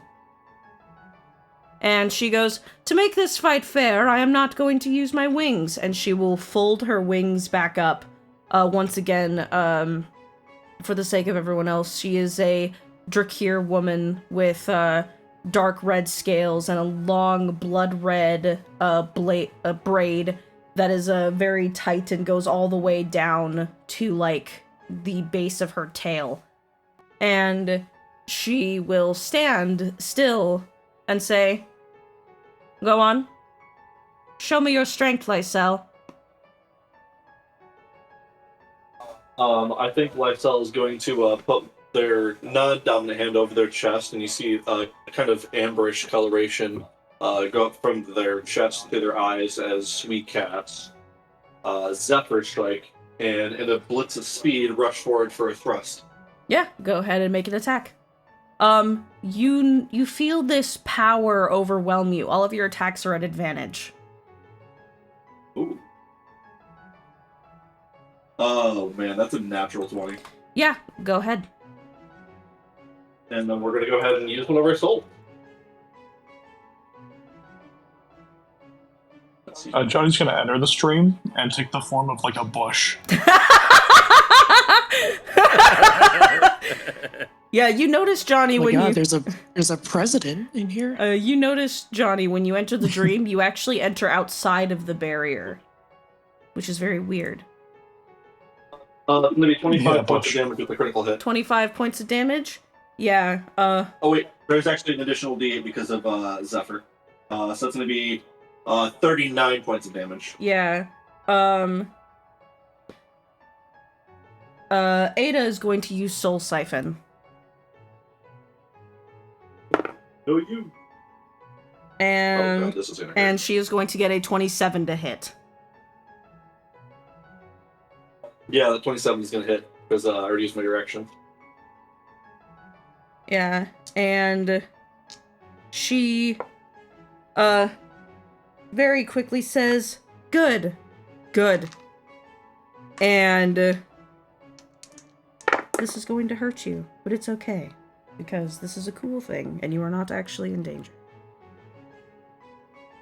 Just out of curiosity, are they going to do the additional damage, or are they going to prevent me from recovering HP? Oh, it's so funny that you say that, because you see 3 black and red orbs rise from seemingly behind her and congeal above her head before spreading along the blade of her sword.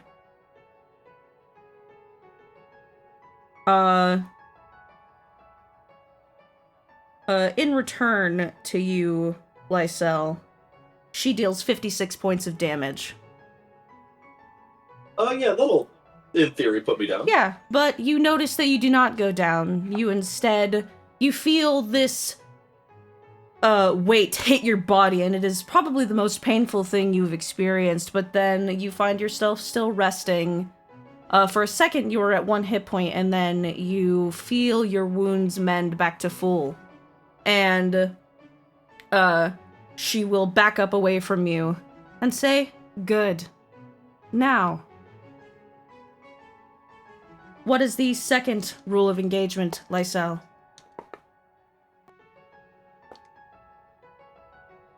Always be the next step ahead of your opponents. Exactly. Strike. Bonus action attack. Is this part of the same turn? Yeah, just go whatever feels natural. We're gonna have to hit the map. Oh wow. Okay. 13 to hit. Yeah, that does not hit, and she basically crosses her blade with your own and flicks it in a way that sends you flying through the air. You spin in a spiral and then land on the ground like 15 feet away. And she goes, "One step ahead, Lysel, on your feet." Lysel rushes with her feet and then darts right in again. Yeah, and she swipes her blade along the ground and will make an attack against you. And that is a critical, but she forgoes dealing damage and swipes her sword across your chest, and you see you literally see the color drain from your skin as all of these colorful orbs spill out of your chest and kind of surround you. And Ada will back away, kind of skidding to a halt. Her tail is thrashing behind her like an angry cat, and sometimes her wings twitch in anticipation. And she says, "These orbs of light surrounding you, tell me what they are." There's the souls of the ones that have been lost. And what do they mean to you, Lysel? They mean a second chance. A chance to do better in the next life. And as a Reaper, what must you do with them? I must ensure they're safe to transport. She stands upright and puts her sword away and says, "I will ask you one last time, Lysel." And her eyes glow for a second, and she says, "Strike me."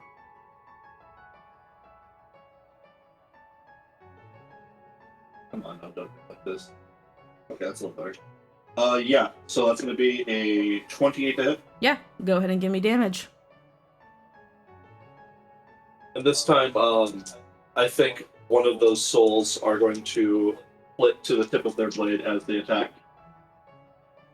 Almost attacking in unison this time. That's so much better already. Fine with that. This is going to be 20 points of damage. Yeah, and she does not flinch when you hit her. And the glowing in her eyes persists. This isn't the Ada you remember, but you don't sense any uncertainty about your knowledge of who she is. But normally Ada wasn't so flashy when you fought her. And she smirks. Something that Ada never does is smile. And she nods her head and says, "One day, Lysel, you will be ready. And I won't be disappointed." And she turns and simply starts to walk away. "Sleep well, my friend." Ready? For what? She doesn't respond.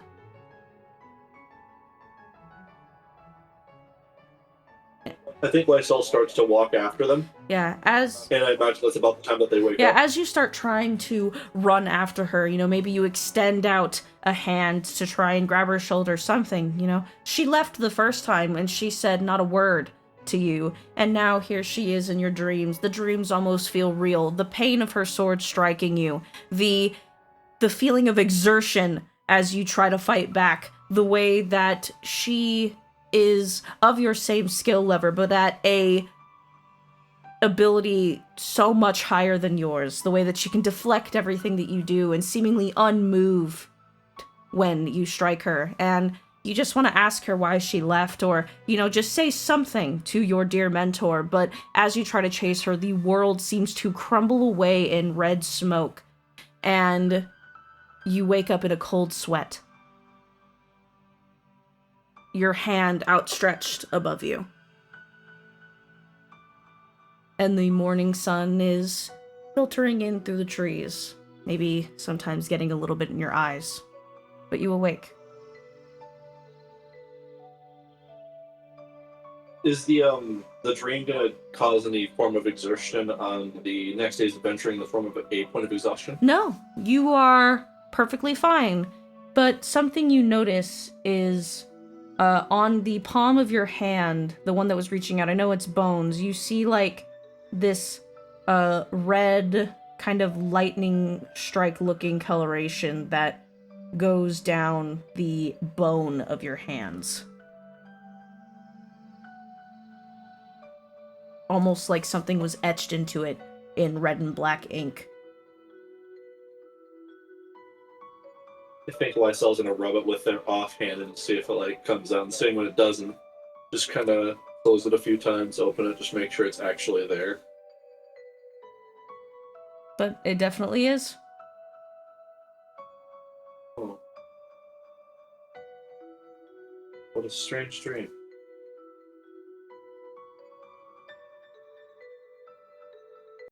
And Johnny, you have never been so full in your life. There was a very powerful presence about that dream that you witnessed from Lysel. Yeah, Tony takes note of this. But you have all successfully completed a long rest. And it is the next day.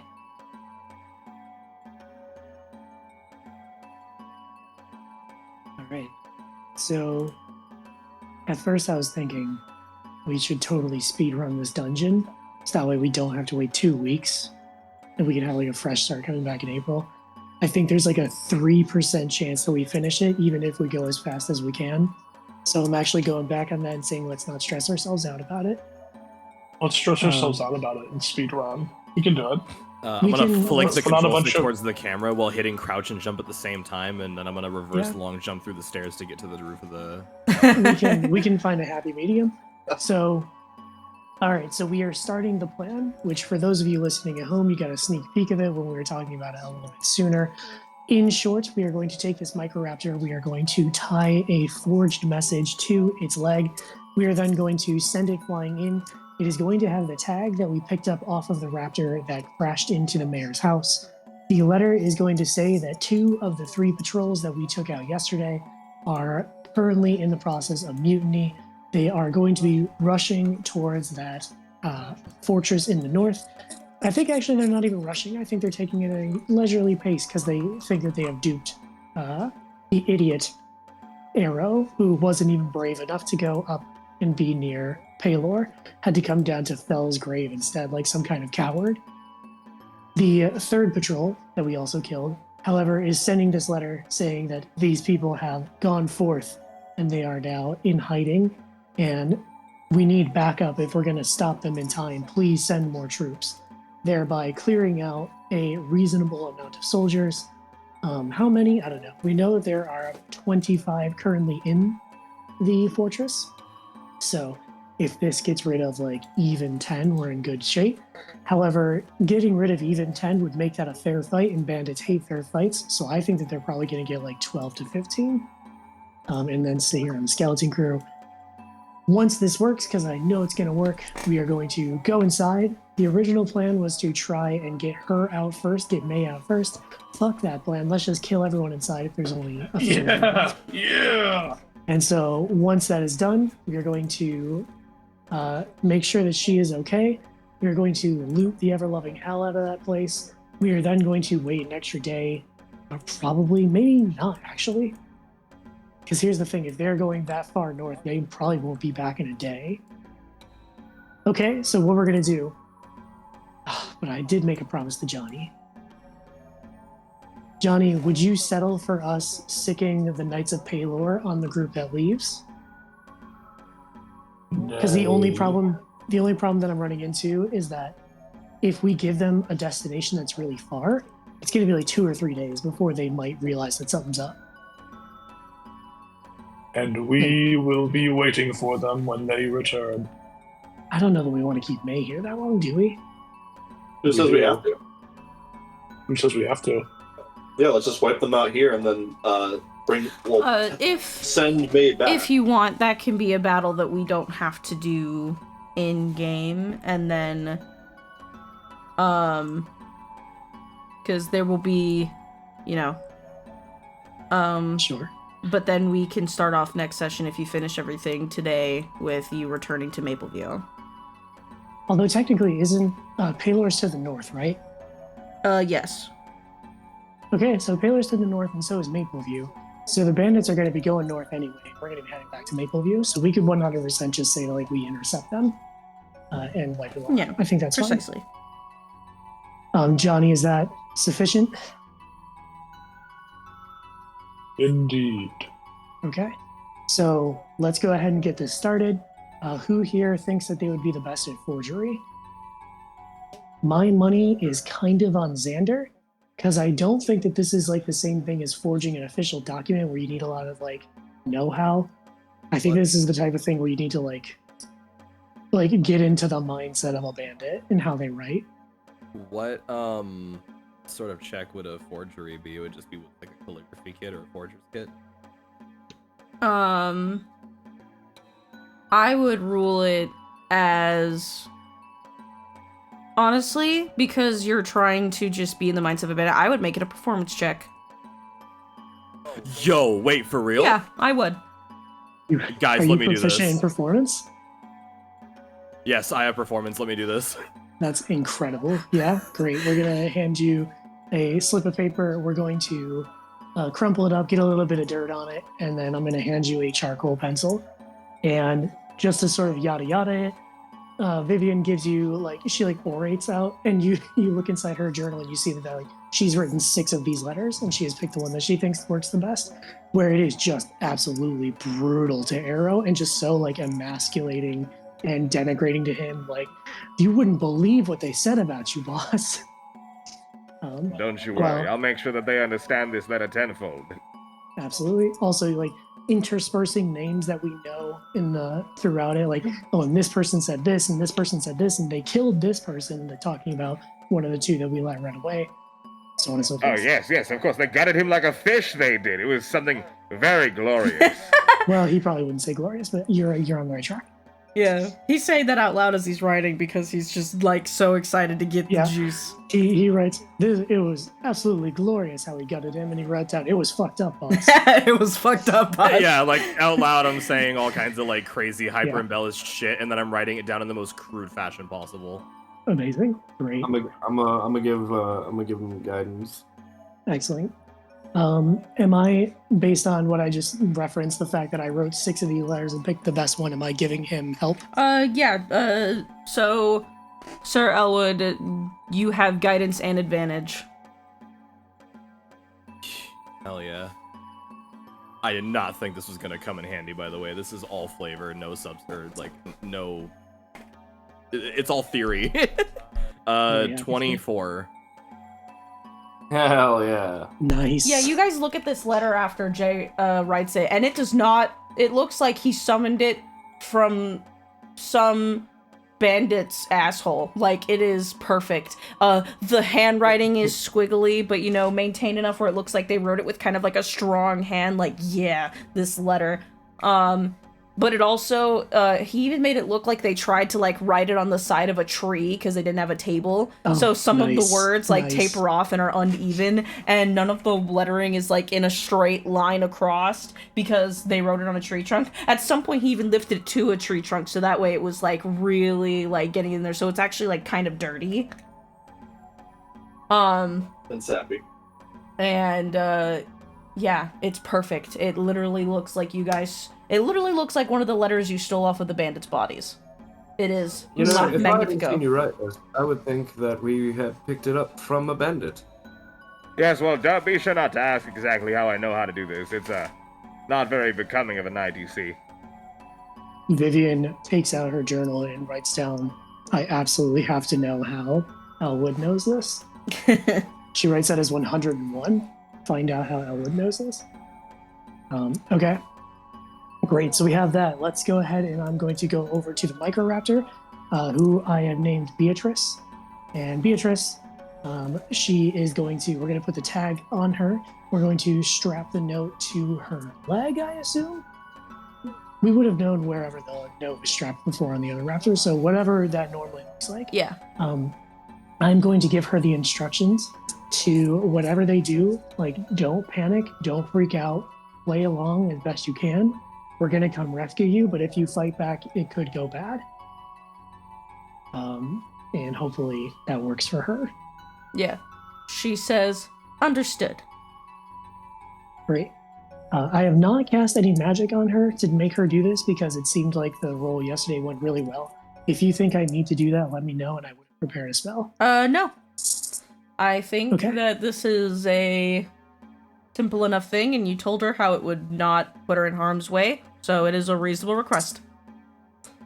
Great. Also, she So, seems let's go excited to ahead. do a little subterfuge, a little espionage. She actually is kind of like her like feathers are ruffled, and she's like, I love tricking two-legged ones.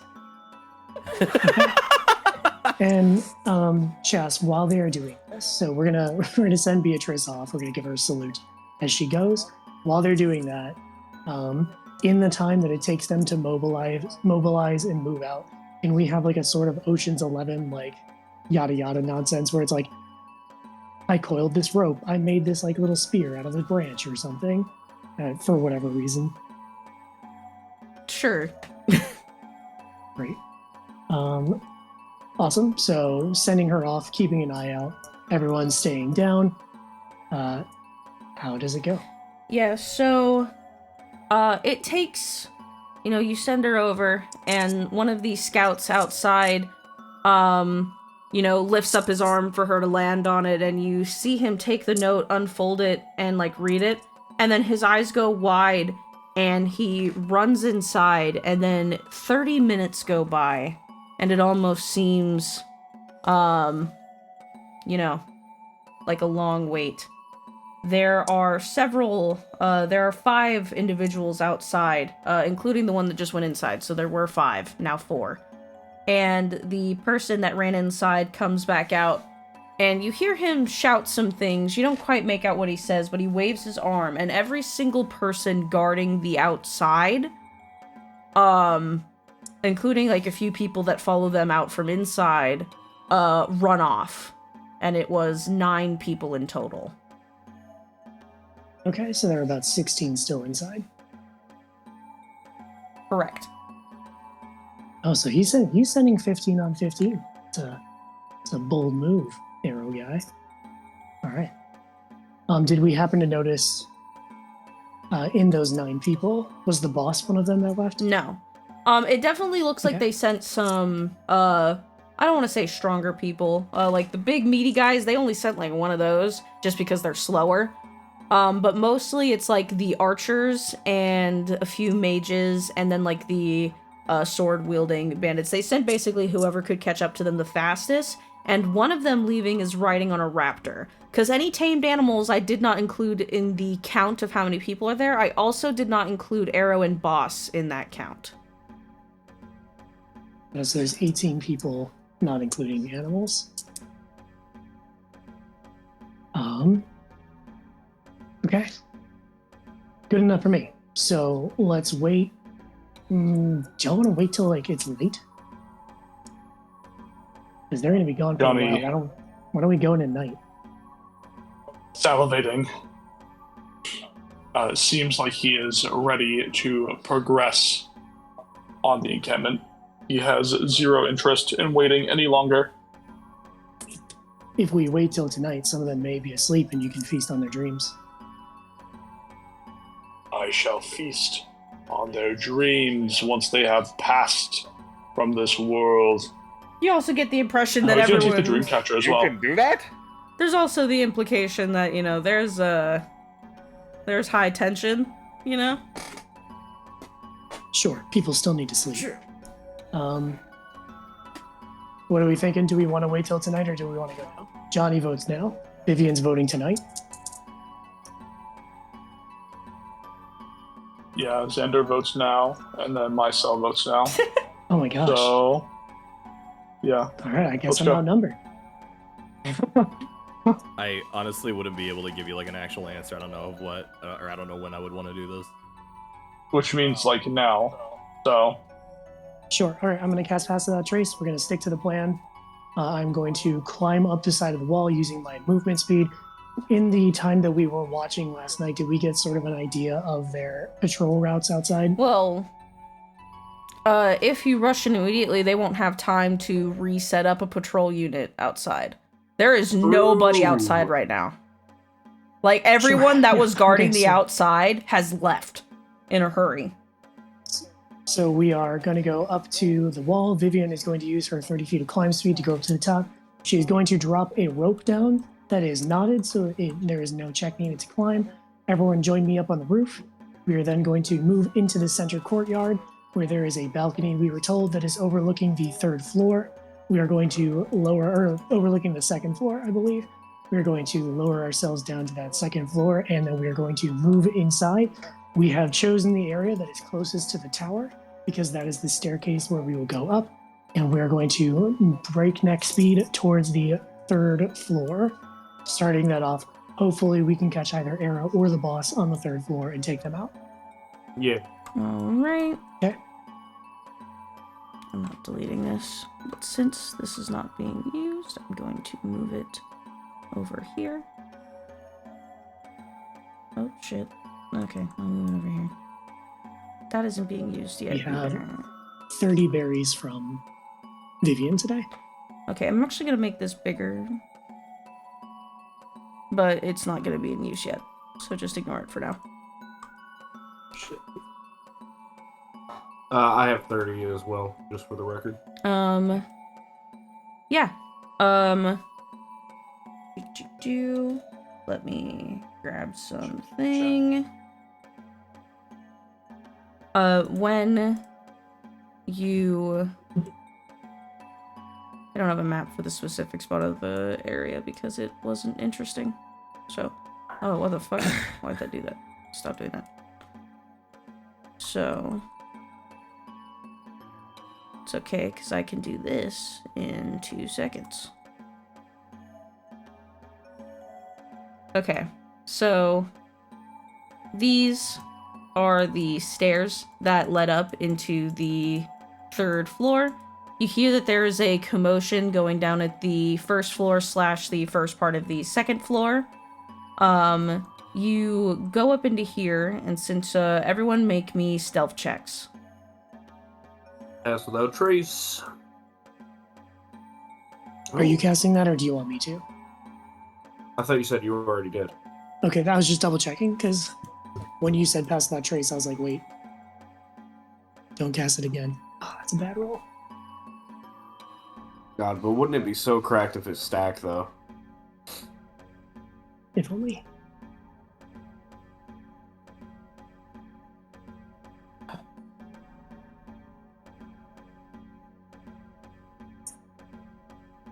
Was anyone guiding Sir Elwood? I would have. Since I don't have to concentrate on the spell. Okay. So, now that I have this set up, again, I had maps for literally every other room but this one. I didn't have time. Let me look at your stealth. Alright. And then whoever wants to make me a perception check. So basically, everyone. I don't know, sometimes y'all don't want to. Oh, that's bad. That's very bad. See what we get for Percocet this time. Not Percocet. nothing worth mentioning. Molly Percocet. Crisp 5. I got a natural 2. I also got a 5. But without any bonuses. You have people to see for you. Oh, sorry, I'm setting up another thing just because I know it's gonna happen. You should be sorry. Okay.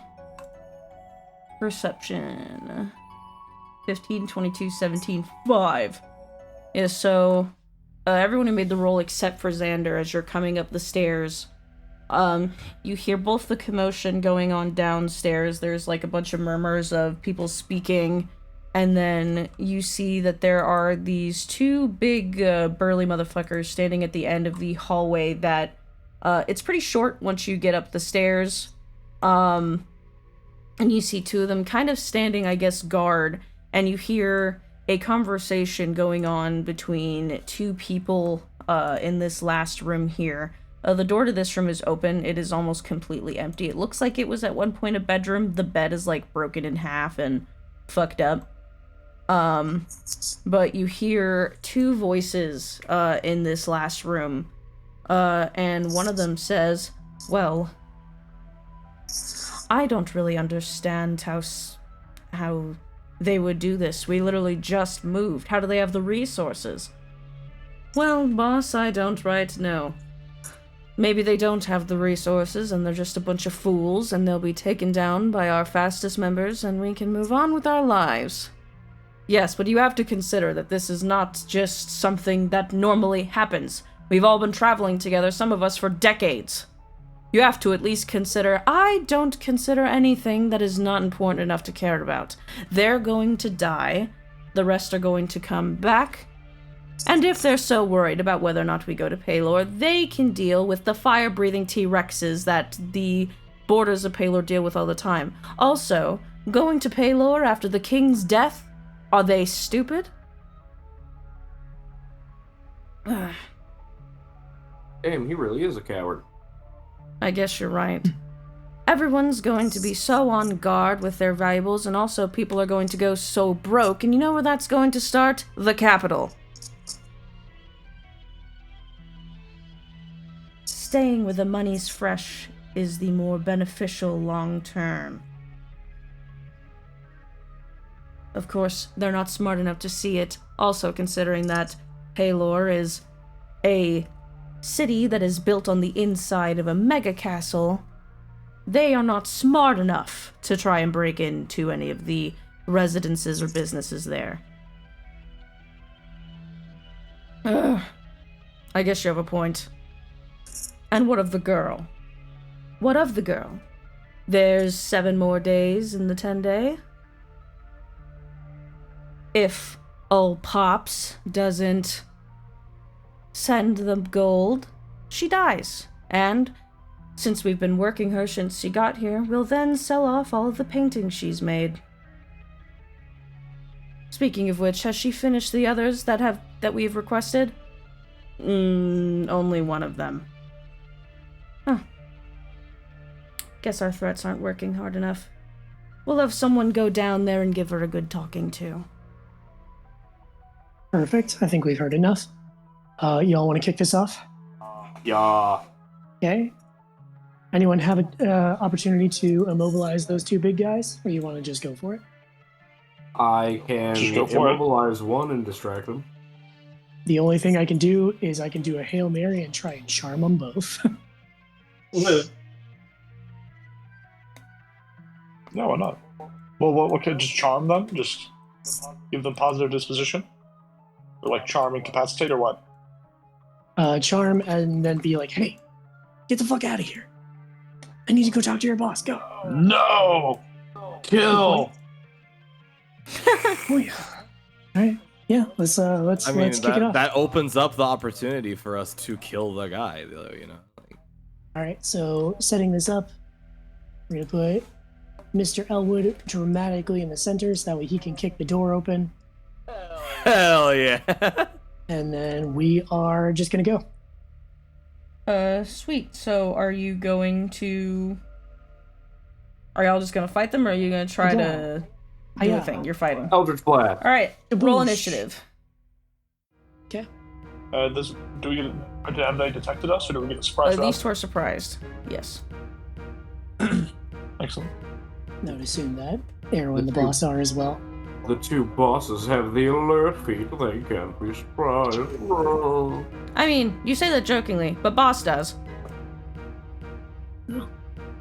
Oh wait, the guy named Boss that isn't the head honcho has It's a nickname.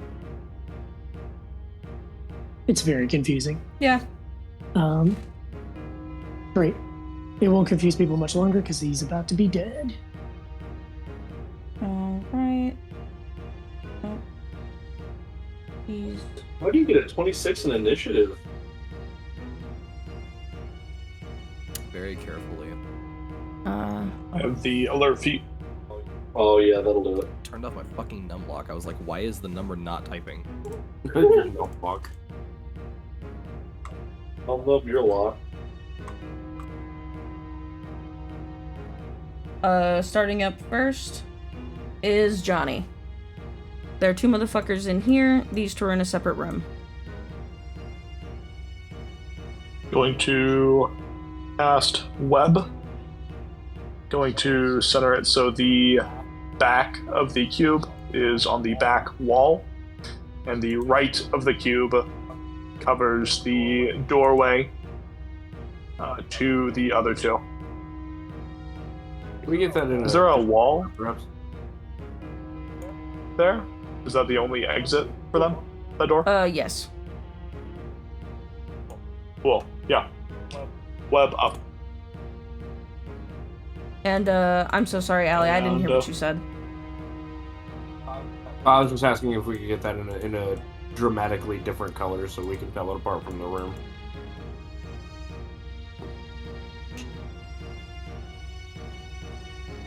I gotcha.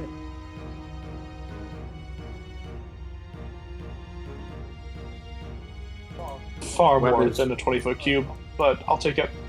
Shit. Web is a 20-foot cube. Mm-mm. Yep. That is a bonus action. Would have had to have woken up. Would have had to have woken up. End of turn. There you go. Alright.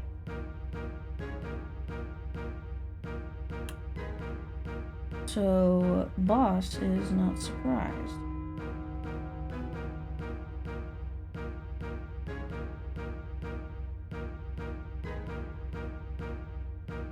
He's gonna move right here. The door's closed, so he's just gonna kind of walk over like, what the fuck's happening over here? But he's not really gonna do anything yet, because he doesn't really know what's going on out there. And Aero looks confused. Alright, Emiko, it is your turn.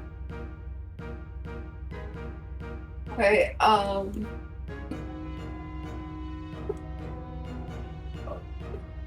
Let's see what's going on here.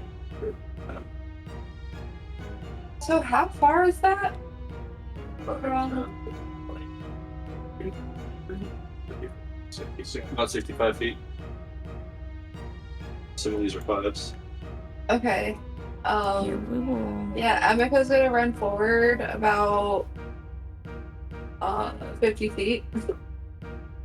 And then she's gonna throw a dart Ow. at Boss. Roll it If you You're attacking from stealth. Oh, okay. Okay, that's good crit. 19 to hit. Also, I apologize, I was looking back at my phone. Who are you targeting?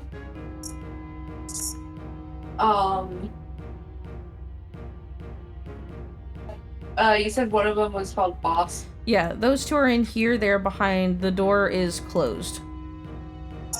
Oh, okay. Just one of the guys then, the one I'm in front of then. Sweet. And a 19 does hit, so go ahead and give me damage. Okay, it's gonna be 6 damage. Ow. Piercing damage, if that matters. And then I'm gonna use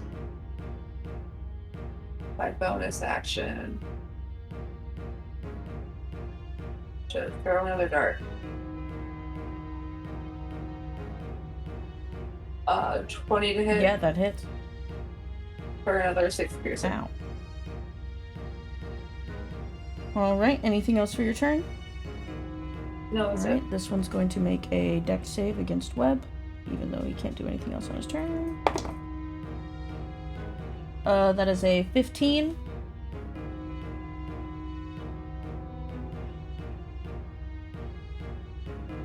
Sorry, who was Succeeds. that? Okay.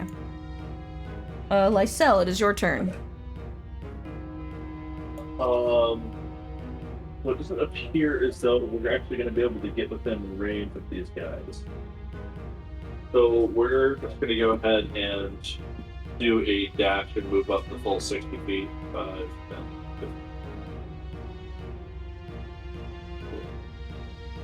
Actually, we'll get to about 15 feet away from these guys. So I'll stand right here and wait for them to approach. Lysel, if I may make a suggestion, Yeah, you could sure. go right. You could go right here. And be within 10 feet of him, and not be in the web. I'm waiting for these guys to come to us because they're going to have to engage because I don't see any ranged weapons, and I'm not going to be able to attack them anyways. Word.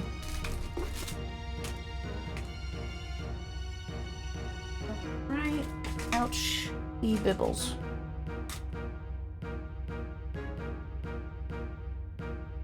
Alright. Xander, it is your turn.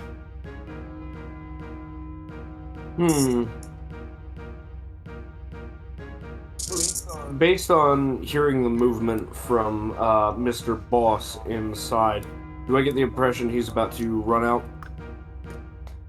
You're not really sure, because you don't think that he has caught full wind of what's happening out here, because again, closed door. Only thing is that he's not surprised. Just, what the fuck? What's happening out there? Gotcha. We'll lose 6 spaces. 6.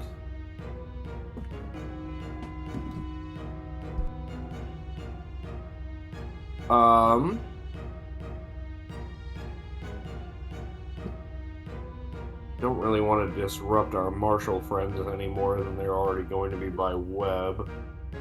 I can't see into that room.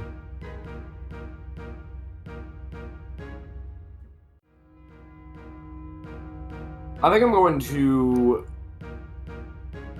take the hold action, and I'm going to hold onto the spell Phantasmal Force until one of those assholes comes out of that room, and I can see them.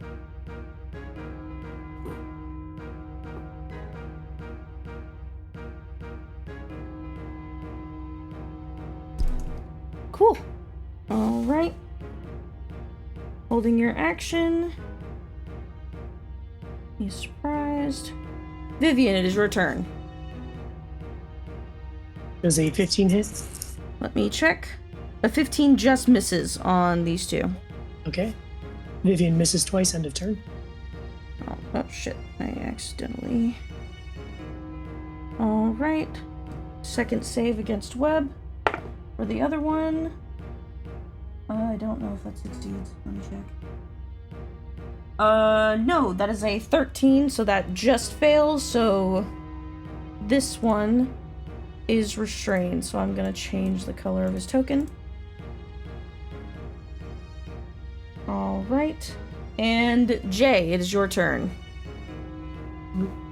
Let's...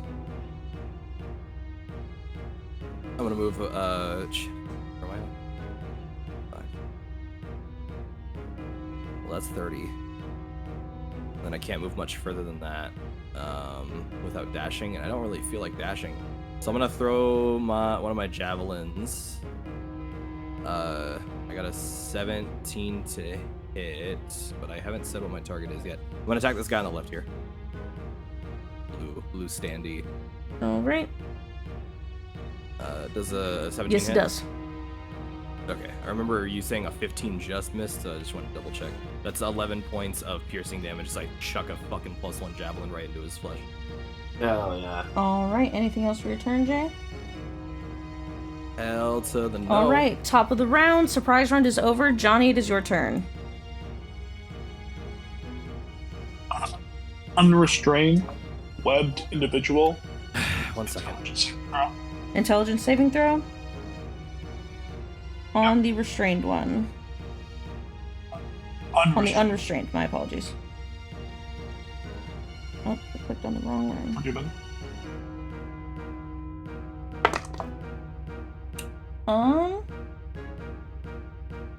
That is a 15 minus 1, so that is 14 on that check exactly.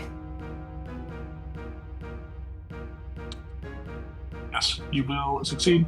Bonus action, magic stone, end of turn. All right. So it is now boss's turn. He's going to open the door. Does the door open towards the bandits or towards us? It opens towards the inside of the room. So when it's open. Even better. So when I see him, I need him to make me an intelligence saving throw. All right. DC 14. He's actually pretty good at these. I got an 18. Silvery ball. Silvery barbs. Holy shit. Are we rolling? You'll do yours first. I'll do mine first because I don't have to use a spell slot for it. Second roll, what was the DC? 14. Second roll was a 14 exactly. Silvery barbs. Advantage to who? Rolling again, is that actually a second silvery barbs? Okay, Yes. just had to make sure. Jesus Christ. That roll is better than the last, that would make it a 15. Okay, of course. Okay, it's, my advantage is going to Give me 1 myself. second. Mine is going to myself.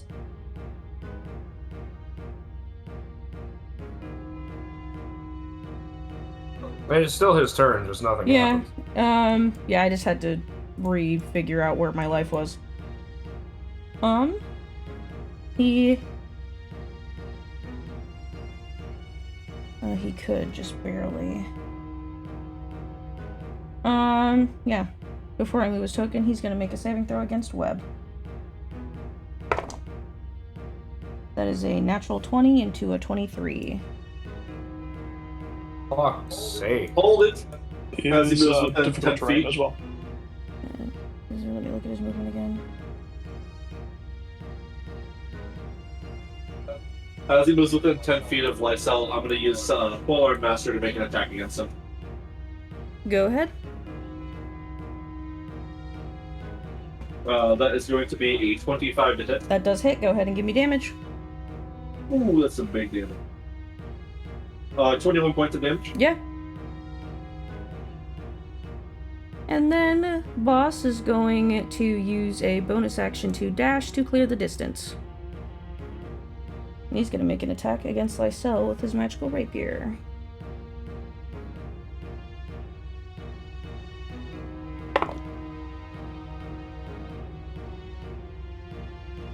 That is a 23 to hit. 23 will hit. Alright, and then I also need you to make me a con save. Constitutional saving throw. Am I proficient with those? It appears that I am. How does a 16 sound? A 16 sounds like it just succeeds. Fortune. Alright, so you will take 7 points of piercing damage and 3 points of fire damage. And you see... Is that round up or round down? Oh, the fire damage doesn't have to do with the magical effect. That is just the weapon's damage. Right, I'm resistant to fire. Round up or Oh, round my down. bad. Sorry, down. I thought, okay, I was making sure I didn't misconstrue the one. effect. Yeah, so you take 1 point of fire damage. My bad, Dakota. But you do see this, like, glow start to sprout from your chest for a second, but then it doesn't quite take hold. And then he is going to make a second attack, maybe. And the second one is a natural 1, so no. You see him As the go to do like a double poke at you, and it doesn't work. As the flames from his weapon lick at Lysel's armor, their scarf starts to glow a cherry red as it just consumes the heat. Alright, that is the end of Boss's turn. Emiko, it is your turn.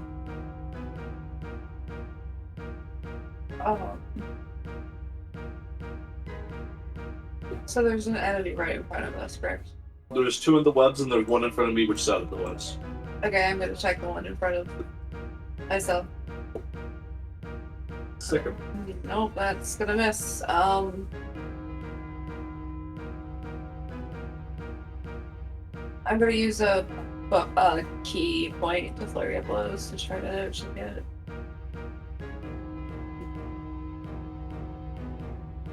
Oh, that one misses.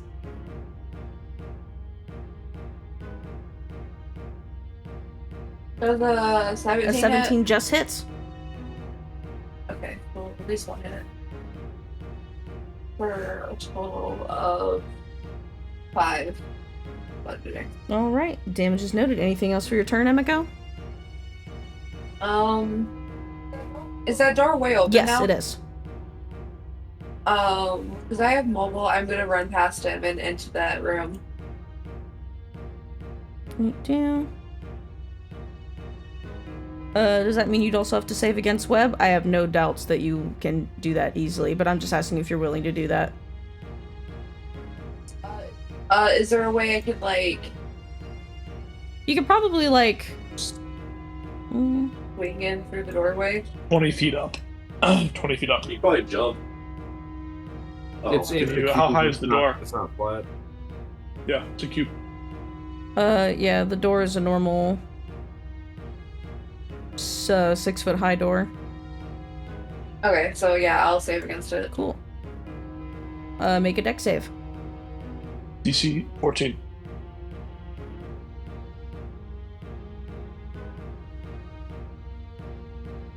I believe in you so hard. I'm gonna go stuck in the web. No! That's really fucking bad. Nay, Emiko, you are not meant to be digested. Let's say you scooted around right here, so at the very least you were close to where you wanted to go.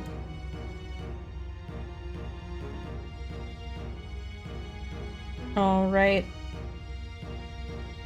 Emiko is restrained. Anything else for your turn, Emiko? No. Alright. It is the unrestrained bandit's turn. Since he is starting his turn in the web, he has to make a dex save. Good job, Trash. What? Proud of you. What? Oh, because I did it without being asked? Yeah, look at me. That is an 18, so that will succeed. Oh, dude. Does he have enough movement to get out of the web? Surely, he will not try and exploit that weakness. Bit. That's 10.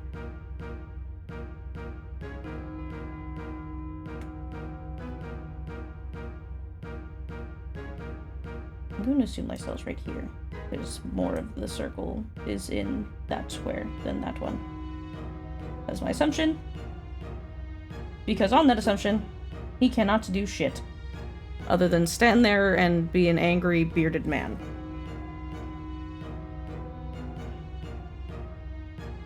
He could throw his axe, but, like, he's not doing that because he's not crazy. That'll be the end of that one's turn. Lysel, it is your turn. Alright, I think now that this one has struck them, they're going to flourish their Velvica behind them, and as it flourishes, the tip is going to scrape against the ground, causing sparks to ignite as we cast Searing Smite. And then we're going to go ahead and attack them with that. Does a 16 hit for the second attack? You're aiming for boss? Yeah. A 16 just misses. Okay, so my first attack was a total of 20. I wasn't sure if the second one was going to hit or not. That was with a increased strength attack, unfortunately. I rolled a 1 on the die. So that is going to be a total of 22 points of damage distributed between piercing and fire.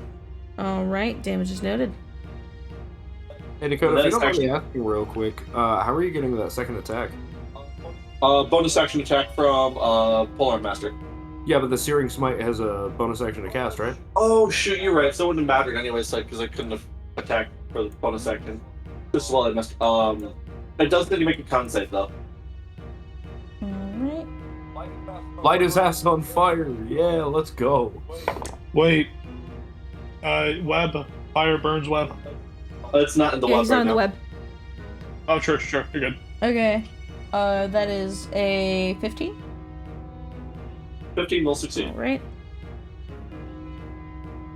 And Then yeah, that'll be it. alright, Xander, it is your turn. I should have put this on the actual soul thing forward. So if that guy gets knocked into the web, he lights the whole thing on fire. No, he's not on fire. Is he on fire actively? Nope. Isn't that what Searing Smite does? It He ignites succeeded. it? Yeah, he succeeded, unfortunately. Oh, he succeeded? Okay. Do I do the smart thing, or do I do the helpful thing?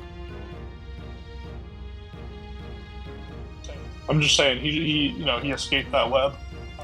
Probably thinks he's not going to go back in. He doesn't know. True, and I can... Okay. Well, we'll try this. Eldritch Blast, targeting boss. 20 to A hit. 20 does hit. That is going to be 14 points of force damage and 2 points of bludgeoning damage for a total of 16. I'm going to push him 5 feet back this way. Alright, does that mean he needs to make another dex save now or just on his turn? No. Each creature that starts its turn in the webs or enters them during its turn. So, no, he doesn't make it. He makes it at the start of his turn.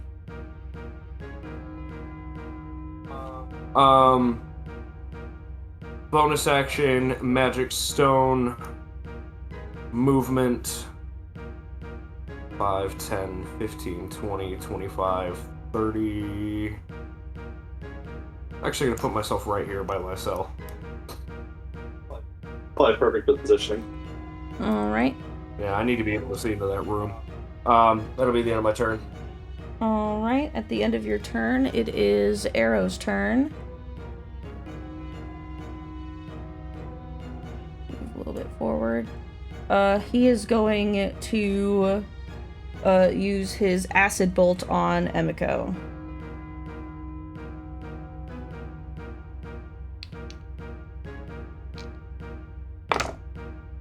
Advantage because of restrained. Alright. That is a 23 to hit. Yep. And...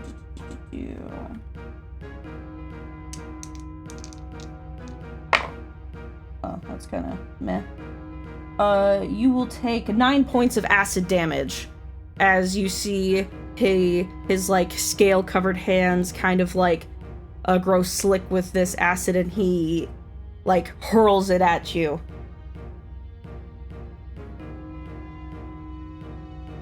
And he's then gonna move this way. And that'll be the end of Aero's turn. Vivian, it is your turn. This guy back here, has he gone yet? Since the surprise round, no, his turn is after yours. So he is restrained as well. Bonus action, I attack the boss using my Starry Owlbear. That is a 23 to hit, takes 7 points of radiant damage. My action, I put my hands together and start casting a spell, and I'm holding my action until this guy takes his turn or moves closer. Alright. He is restrained. And what are the rules on web again? That he would have to like use his action to try to break free, correct? Yes, action to make a check.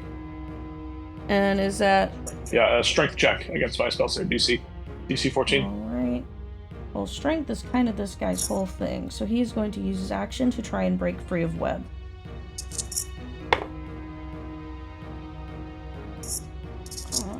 I mean, even if he breaks free, that's an action he's not using to beat the shit out of us, so That is true.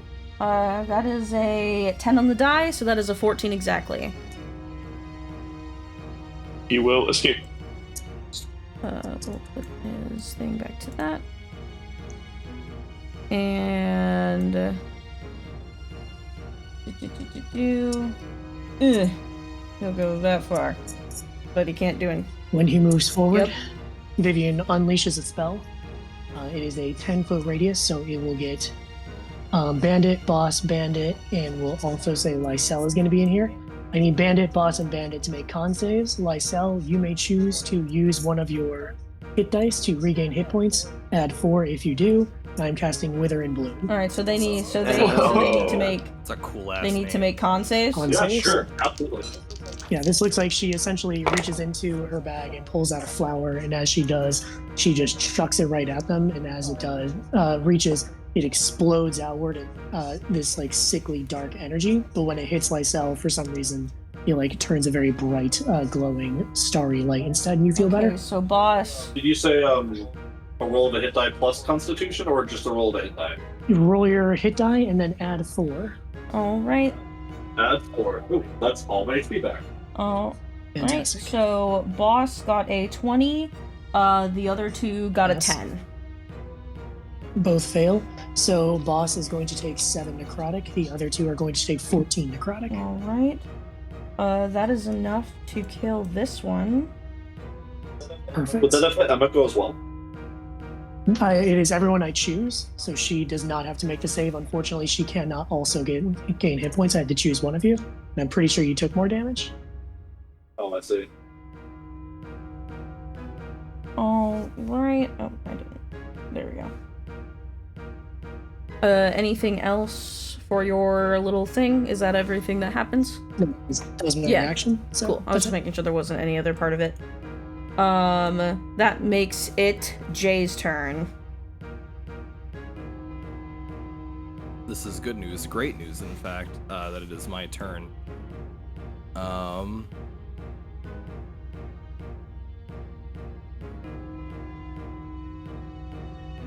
Yeah, we're just gonna walk 5, 10, 15, 20, and we're gonna hit boss with the long sword.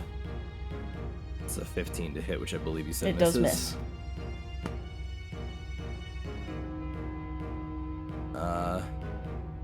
Bonus action, I'm going to cast a Shield of Faith on myself.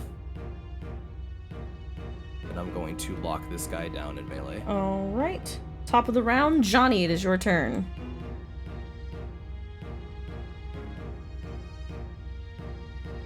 Dude that just got knocked back into the web. Going to cast Mind Sliver. Need an intelligence saving throw from him. Unfortunately, that is an 11. He takes a 5 psychic damage and has a -3 to his dex saving throw. All right. End of turn. So it is now boss's turn. He has to make a dex save against web and has a -3. Unfortunately, that would make his roll a 12, so he is restrained. He is going to make an attack at Jay, but he is going to be doing so at disadvantage because he is restrained. Hell yeah. Holy You shall Fuck. be digested. That is ridiculous. Well, that stopped a crit, but it didn't stop a hit. I rolled a sure? natural 20 and a 19. What is the 19 after bonuses? 24. Yeah, that's barely. Barely. No, it really is barely. I have a 22 right now. Yeah, Shield of Faith. And then I need you to make me a dex save. Not dex save, con save. I'm stupid. Don't worry about me. I was gonna say, that's a lot easier. You will take...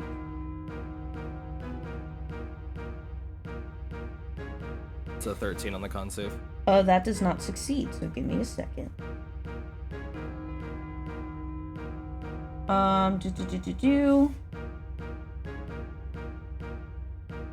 You take 11 points of piercing damage and 6 points of fire damage. Jesus That is Christ. max damage. 11. Down to that. That's not that I bad need- for max damage. And with that damage, Lysel's billhook is going to shoot past Jay's head and strike this guy square in the shoulder for 31 points of damage. As he got a 24 to hit. All right. Hell yeah! You're gonna pop a soul to make him take another fucking, like, what was that? 11. Oh, I guess No, so. 17. Yeah, it was 17. 17, yeah. It was 17, but I was thinking with the two things put together, it would be 17. Yeah, you're doing the extra. Are you using Soul Siphon right now? I am using Soul Siphon for extra damage, so I expend the soul to do all that Okay, damage. so that is 31. The 31 is including his damage. That is correct. Yeah, and with that strike, that'll take Boss down, meaning you see the effects of his sword start to take effect, but since he has died, they do not. You were going to have advantage on all attacks against you. Alright. But since Boss's turn ended because he fucking died, Emiko, it is your turn. Is there anyone within 5 feet of me? There is one of the bandits within 5 feet of you. He, like, trudged forward. Okay, does it take an action to try to get out of the web, or is it... Yeah, it does. Okay, then I'm stuck in the web. Yeah, oh, did you try to break free? I failed. Yeah. Dang. I'll get you out. Alright. Lysel, that makes it your turn. Actually, Lysel is going to move up and help Emiko. Are you just, like, taking the help action, or...? I'm assuming that's what you were going to do. No, I was going to just get Emiko out of there with no roll required. You should just keep attacking the bandit. Oh, okay. I assume that there was just going to be a help action, but if that's not the case, then yeah, we'll attack the bandit that's beyond Emiko. I got this, boss, don't worry. My concentration was successful, by the way. I didn't say Oh, it. sweet. Pog. We'll use a soul to buff that attack, though. So yeah, 21 will probably hit the dude behind Absolutely. Emiko. And then bonus action attack, does an 18 hit? An 18 does hit. Okay, so that's going to be all the damage. I've never seen a D4 get cocked before, but here we are. Jesus. Between both attacks, it's going to be 22 points of damage. Alright, he is still up, but very badly hurt. So that's action, bonus action. Don't really have anywhere to move. I guess I could try and move through, but then I'm going to end in the same way, so yeah, that's going to be it. Alright, Xander, it is your turn. DM, would you allow me to pull shenanigans? Oh, it depends on what the shenanigans are. Don't ask, just ask. I would like to move up to Emiko.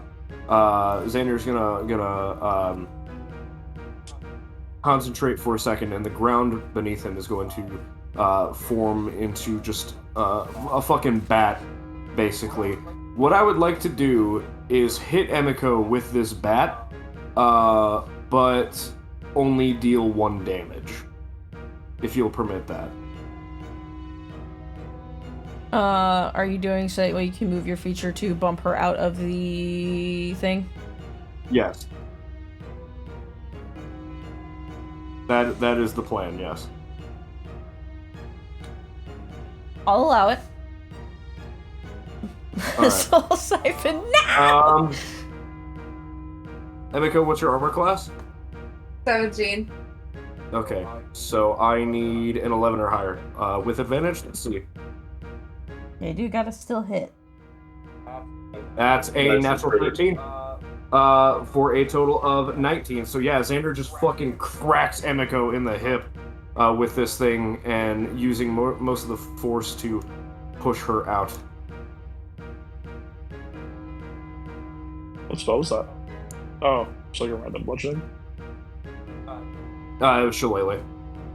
Oh yeah, cool. Just to get my attack bonus higher, basically.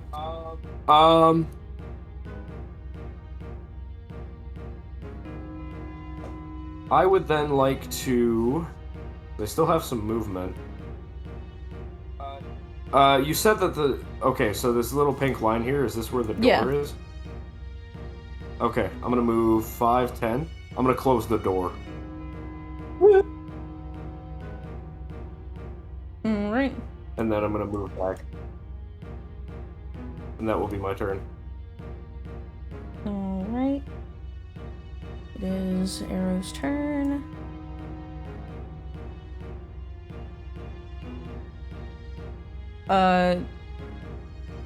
This way. In this little game of tag that y'all are playing, Arrow is going to open the door. And then he is going to shoot an acid bolt at Lysel.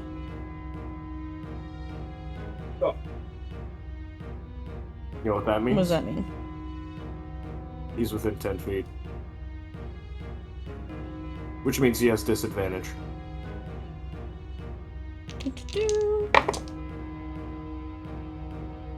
And Lysel can Soul Siphon if he hits. That is, he is not making the type of attack where she can do that.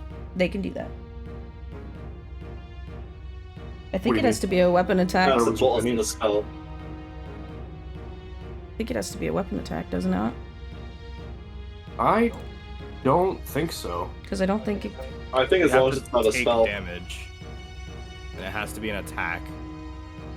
Which this is both. Yeah, as long as those two quantifiers are met, I believe you can... I'm checking. I'm also just checking the labeling of this feature, because this is a racial feature. A souped up racial feature, but... As a reaction, when you or an ally take damage from an attack. Okay. Yeah. I've already used my reaction this turn, guys. Oh, that too. Didn't you just When? take your turn? Yeah, you just took your turn. Oh, is this different than... Alright.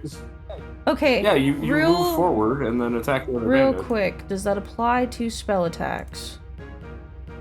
From I believe an it does attack. not. And it does not say that it has to be a weapon Okay. attack. Yeah, that has never been established. It just says when I mean... when a creature that you can see takes damage from an attack, Or yourself. Cool. then I mean... continues. Spell attacks I are mean, attacks.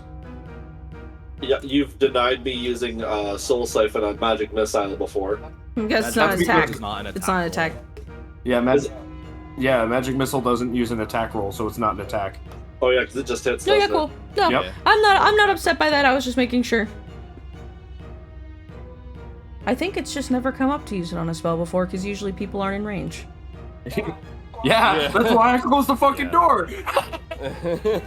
I mean, it's okay. This guy has not been hit before, so he is good. One shot the motherfucker. Make chess eat their words. He might not even hit because he has disadvantage because he's threatened. But we'll see. That is a 19 to hit. 19 will hit. Yeah, Soul Siphon time, baby! Alright. And that is 16 points of acid damage. You know what the fuck about to happen. He'll be fine. That's a natural 20. Oh, jeepers. It's quite a bit. So you bet we're going to put a soul into this, and we're also going to use a soul to reflect the damage back. So that's, you said 16 points of damage? I did. 16 points of acid. Alright. So that's Oh, don't start giggling. This is not gonna kill him. It doesn't have to kill him. It just has to hurt. 66 points of damage. Damage is noted. Holy shit. Reapers are stupid. Okay, a lot had to go right there, to be fair. Yeah. But yeah, there's a lot of damage. I was like, yeah, okay, Mr. Paladin. Right, okay, Mr. I use Paladin. a whole ass spell slot. I don't have a secondary resource for my smites. Get good. You also have better tell me I'm spells. broken and then say get good afterwards. That's not how this works. I never said you were broken. Nothing in D&D is broken. It's all perfectly balanced. Perfectly balanced. You're funny. Do. Did that attack Claudia? It would have until he uses his bonus action. The fuck does that mean? Bro's got a second wind. Kinda. Oh no, he's gonna heal for fucking 20.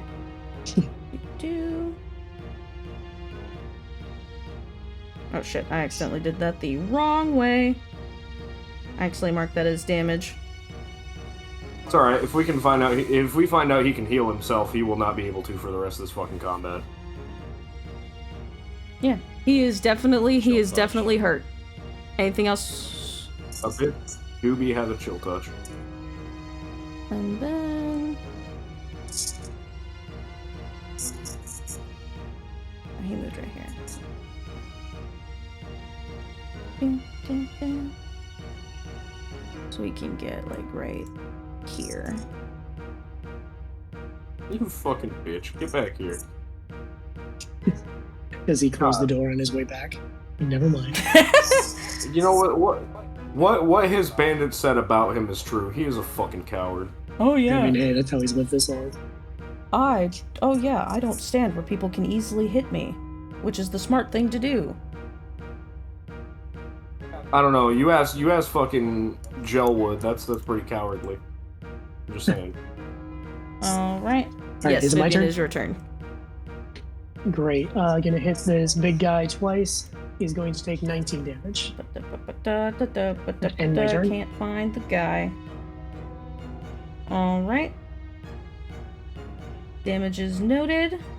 That guy looks real rough. Speaking of which, it is now his turn. Resisting web. Hold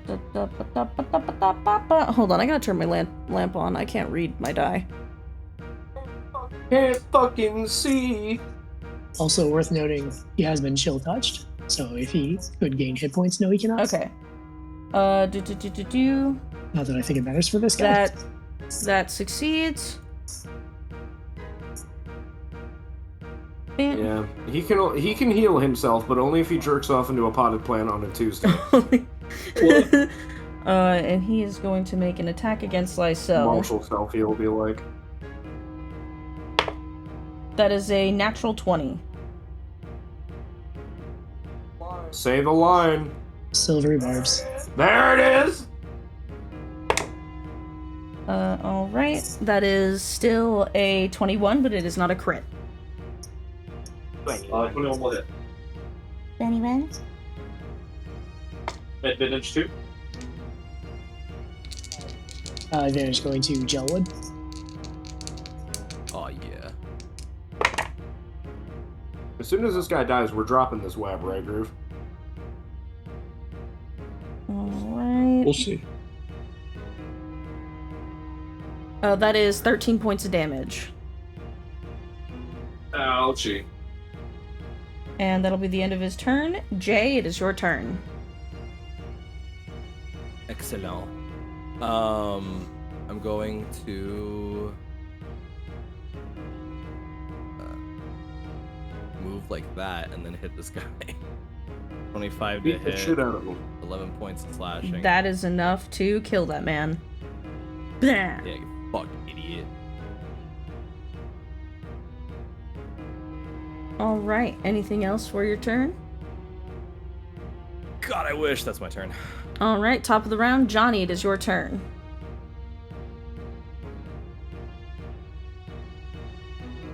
Yeah. So, everyone in the web is Yep. dead, right? Yes. Yes. So dropping concentration on a web, both three, and then going to move up 30 feet.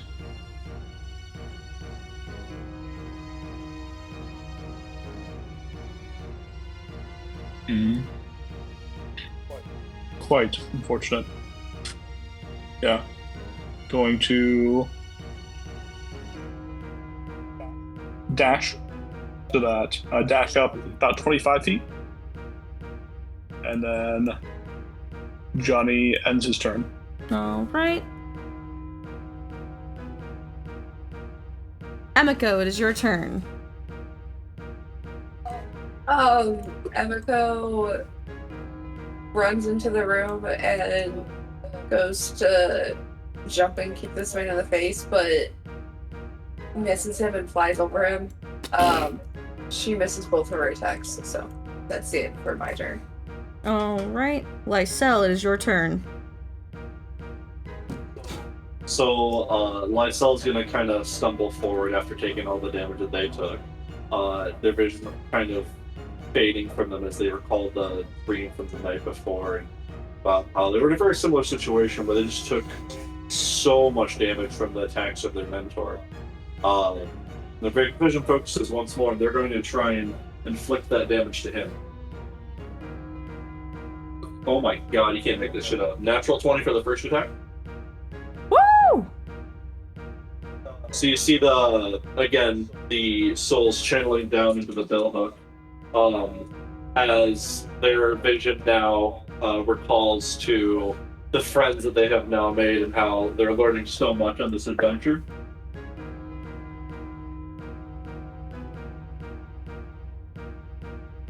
It's gonna be 40 points of damage. 40 points of damage is exactly how many hit points Aero had. So Lysel, Let's fucking tell me how go. Aero dies. I think Lysel takes the billhook in both of their hands at this point, refusing to admit defeat or even a lack of progress along their journey, and wanting to show their mentor, who they at this point believe to be watching them and everything that they've done, seeing as how they've recently appeared, and drive it straight through this man, impaling him a little bit. And as they rip it out, he falls to the floor, and their soul comes dragging out along with it into their billhook and then into them. Yeah, it is a sickly green in color as it comes forth from him. And almost ironic that you had this dream of your previous mentor and you end up fighting a Drakir today.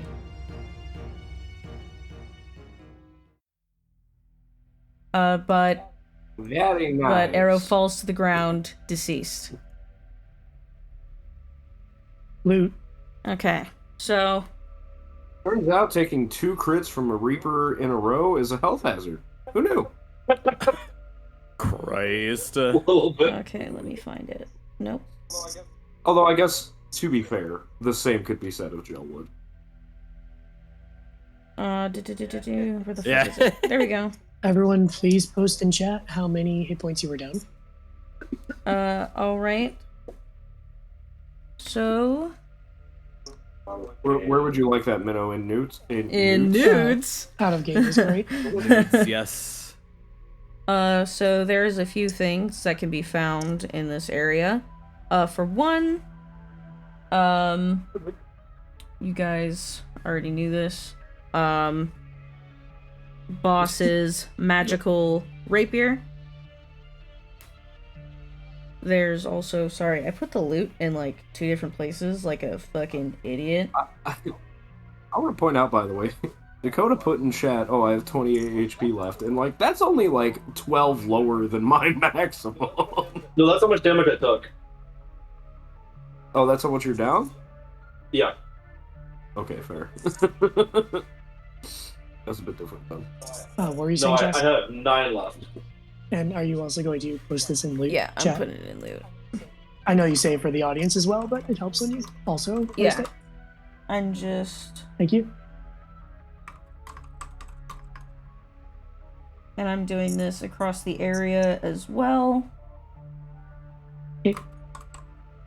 Like ripping out cupboards and like tearing apart desks, like whatever there is here. We're gonna rip it apart and find Yeah. it. How's that trace still up? So we have a little time.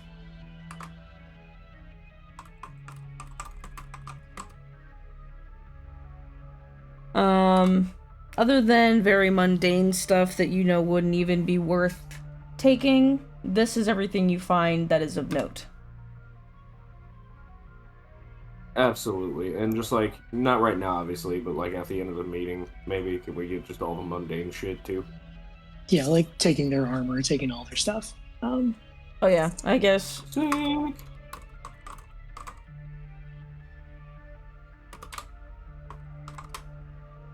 I'm gonna be taking their chairs. I'm gonna be taking their fucking wall art. Aero didn't have anything magic on him? I'm sorry, repeat that question. Aero didn't have anything magic on him? Surprisingly, no. Yeah, Aero sucks. Foss gets the magic rapier, but Aero gets the angst. Okay. So grab all that stuff. What's the we saw a little bit of what the rapier did. Anybody want to use a rapier? I'm gonna have one in the back pocket. Does it have anything else special? We have no idea. We know it Then deals we should- extra fire damage and also a con thing.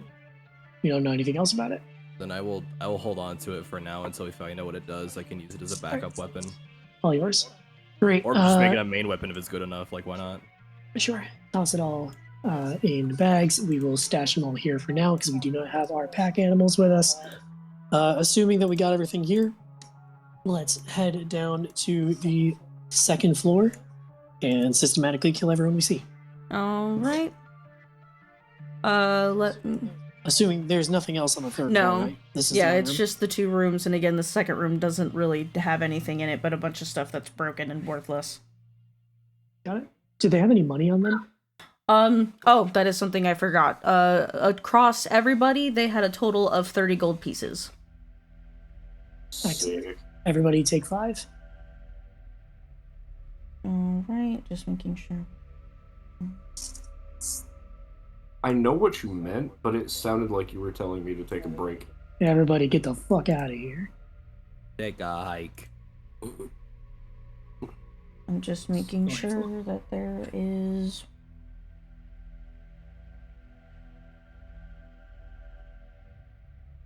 Okay, there is enough people on this board. Yeah, and as we're going, I'm just like shoveling good berries into Lysel's mouth. We have 5 good berries left. But everyone is back up to full. Is that 5 total, or is that just 5 of 5 yours? total. That is after the 60 that we had. Damn. Alright, fair. All right, so... Our marshals marshaled that time. Yeah, Oh god, we all died. I know I scooped you up. So you guys are heading down to the second floor? Yep. Still stealthing. As soon as we come across someone, it's Yeah, flirting. so the most of the second floor is like this kind of halfway point that oversees the first floor. So what you see is this very large common room that has been like totally like fucked up. It's a mess. It definitely looks like they were in the process of repairing it from the disrepair that they found it in, but there are things where they have set it up as I'm gonna mark that the stairs that you descended down are right here. Yeah, can confirm for the audience, like, the feng shui of this room fucking sucks. Right Yeah, now. like you see that they have like palisades by the, is that the word for that? The like wooden barriers. You know, Sure. it sounded right. Yeah. Palisades? Okay, Yeah. cool. That are literally built by the front door. There's a few pillars. There's an old rug that's really fucked up. There's like an interrupted meal and some playing cards on a table. Like, the place looks like a wreck. There's random bedrolls on the floor and a bunch of crates and a bunch of broken shit. And there are bandits everywhere in this room. There are 9 of them in total. Why is this one locked? Great. And Yeah, and from your knowledge, the door into the lower area, the taming area, where they keep all their animals and other shit, which is likely where May is right here, where I drew in pink. great. We stealth in here. Do you want to get stealth checks? Yes. All right, everyone add 10. Much better. Oh my god. The soul point. Mm. Mm. Oh, that's why I was still on my boss playlist. I need.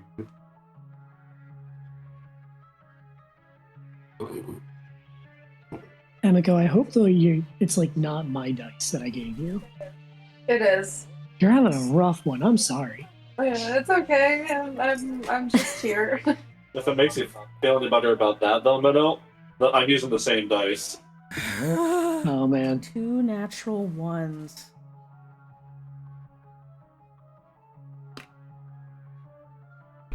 Oh boy. You know what's hilarious? All of those probably still pass. Historically, they have. Yeah. Unless they made an active check. Where's Gelwoods? But it's frozen, so. They don't make an active check. It's against their passive. Yeah, that's what I said. Where is Gelwood? I'm working on it. We'll work on it. You are also, I'm sure, guided by somebody. Yep. Did Xander or Johnny, were you able to guide him? Yeah. Sleeping. Yeah. So, you walk in, and again, this little lighter colored area is 15 feet up in comparison to this lower area. Just letting y'all know. What's the... It looks like there's like a drop off here, right? Between this bandit here and like this area. Yeah, there down is How far of a there is a drop railing that goes along this. I don't give a shit about your You said 10 feet? It's 15 feet. 15, delightful. Excellent. I'm gonna send this man plummeting. Okay, hiya, we attack. All right. Speed Give round. me initiative. That's a crit. A new initiative? Yes. Want to reroll that?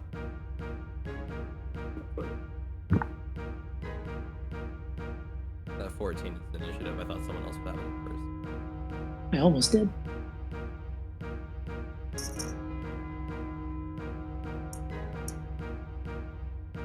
All right. Let me look at your initiative.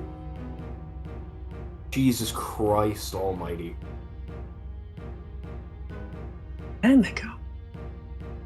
I'm rolling like shit. I'm so sorry. This is so sad. If it makes you feel better, you're not last in initiative. Oh, darn. Appreciate it though. Would it make you feel better if it was like you were not last by like a significant margin? Maybe. Okay. There's like 4 people after you. Alright. That's like half the room. Oh, wow. Yeah. 2 5s, 2 4s.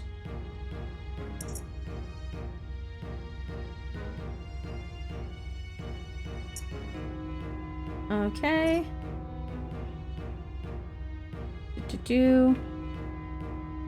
It is a surprise round, but Xander, go ahead and do your thing.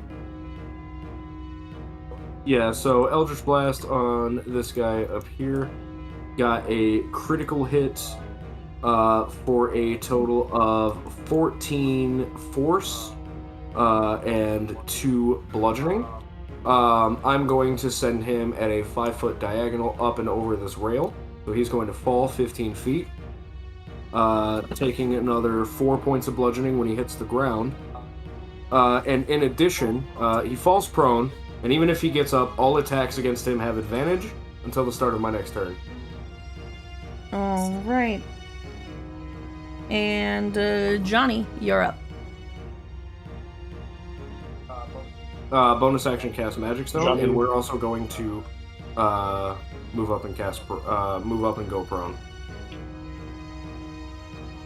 Oh, there's a guy there. I didn't even fucking see him. There's 2 guys there. Oh, I can't go this way. Oh, shit. There's, You know what? and there's, We're not going prone. That's there's where I'm at. 2 other people over here. Fuck that. No, never mind. You were about to make a grave. Sight is a wonderful thing. You were about to make a grave mistake. Someone call IS9 kills because I about made a grave mistake. All right. But Johnny, you are first in initiative. It is your turn. Johnny's going to bonus action cast Magic Stone. Action, take one of Xander's Magic Stones and toss it at the left guy in the hallway. All right.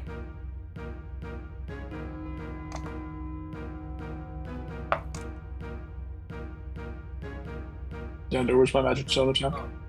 Oh, Sorry, I didn't know you wanted I'm me to roll kidding. it. I roll a natural 1. Yeah, end of turn. Or actually, I'm gonna back up into the hallway, then end of turn. Oh.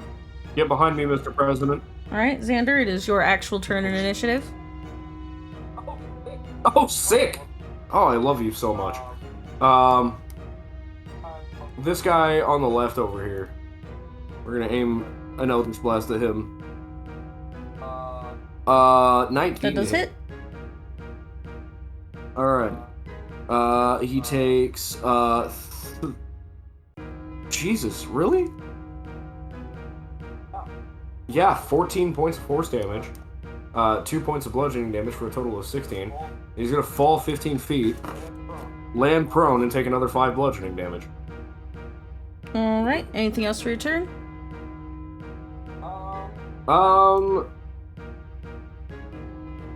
Nope, I don't think so. Alright, Lysel, it is your turn.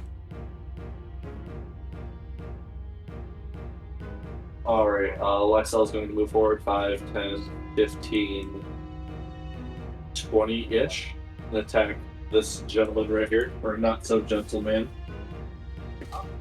Opposite of a gentleman, really. Oh, no, that doesn't bode well. What kind of armor does this guy appear to be wearing? Studded leather. There's a chance I hit if I roll high enough on it. No.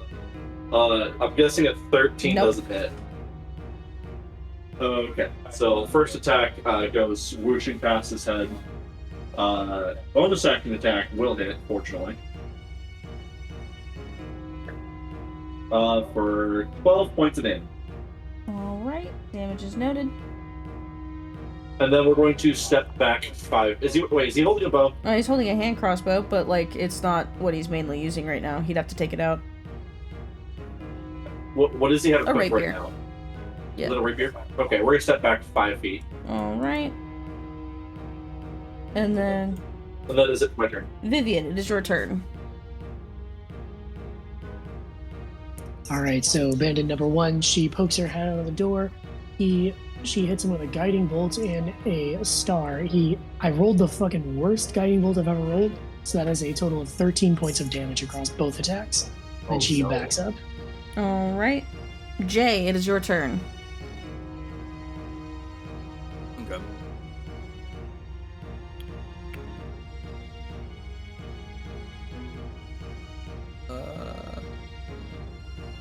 The simplest solution is often the best. I'm just gonna run right up to Bandit numero uno and do a couple of, or not a couple, but a singular sword attack, which is an 11, and fuck me, I guess.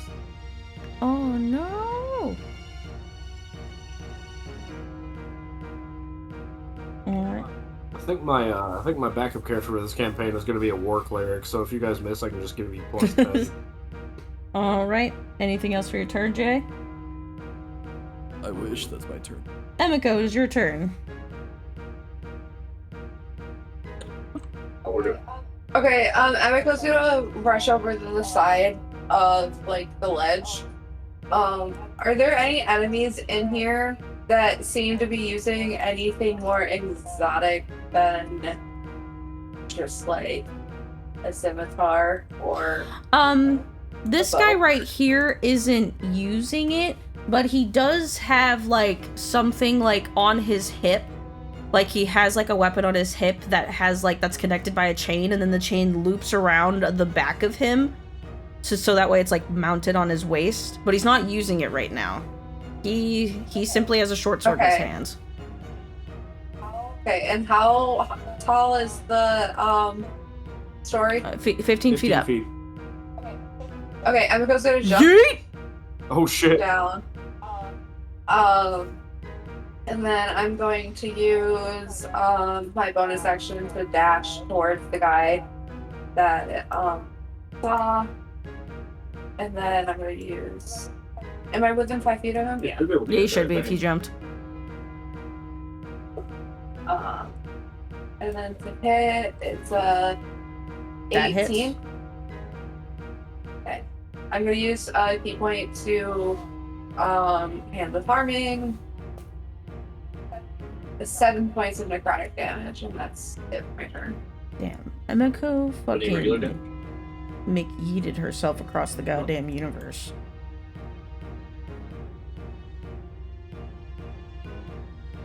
Alright. Anything else, Emiko? Nope, that's it. Alright, we are back at the top of the round, which actually means... Fucking, which one? This one, okay. This bitch...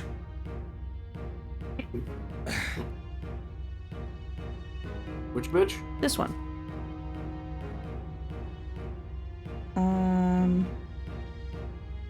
Mr. Elwood is 70 feet away. Righty. Gelwood's about to get bonked. Not if I have anything to say about it. You don't. Alright. You see this... Magic. You see this, fire kind of form in her hands. It kind of like travels up her arm. And... Yuck. Oh, hell. Do. I don't like the sound of that. Do. We getting fucking fireballed? No questions asked. Oh. That is a 21 to hit. A hit Yeah. on me.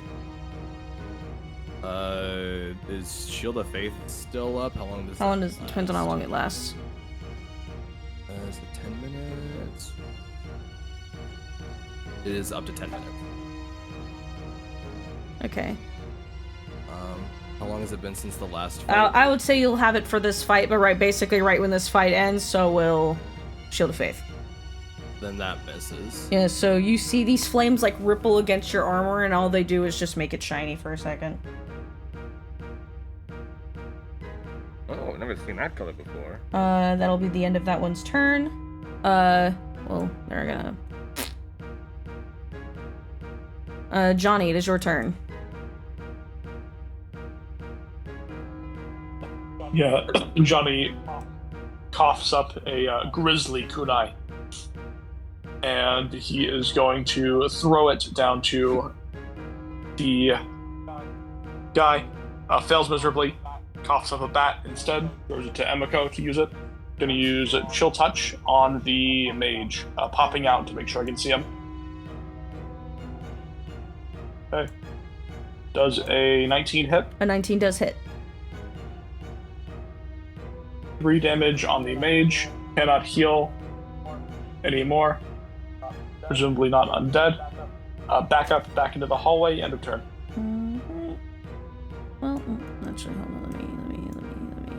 Oh, yeah, you could have gone right there. So yeah, you can do that. Be right here though. There we go. All right. It is this guy's turn.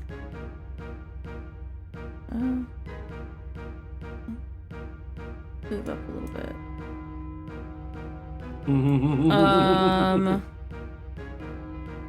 And he is going to take a shot at Lysel.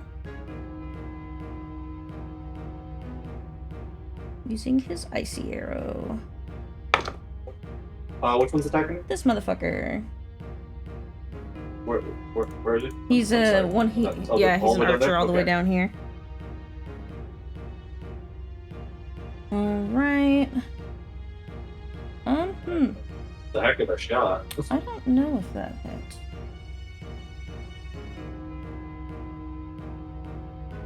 Does an 18 hit? But 18 is my AC. Oh, right. Shit. So that is 6 points of piercing and 4 of cold. Damage is a nope. Xander, it is your turn. My turn, huh? Hey, Dakota, what's 18 times 5? 90. Awesome. Eldritch Blast against the archer that just shot at Lysel. That is going to be a 25 to hit. It's going to be 8 points of force, 2 bludgeoning for a total of 10, and he's going to be tumbling to the floor. Hits, taking another 4 bludgeoning, and he's prone. Yep. All right. Anything else for your turn? 5,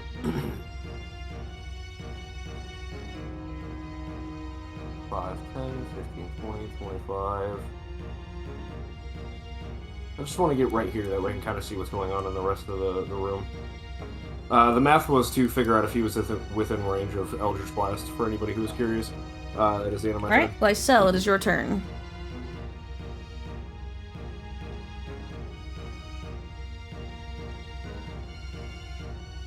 Alright. Still got that dude right in front of us. We're gonna go ahead and I'm not gonna kind of surround him after one, but I don't want to jump down and take a bunch of damage. That wouldn't do very well at all.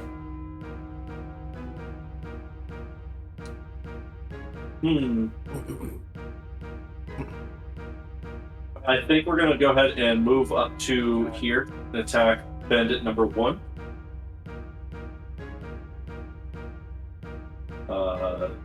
Does a we'll pump a cylinder just to make sure it actually hits. 18 hit. 18 does hit. All right. So that's going to be 15 points of damage. Yeah,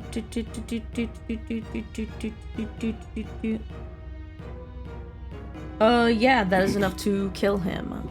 Blah, blah, blah.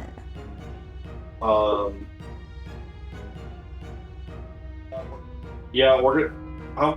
It would only be 1 instance of fall damage to jump down, right? Yeah. Yeah.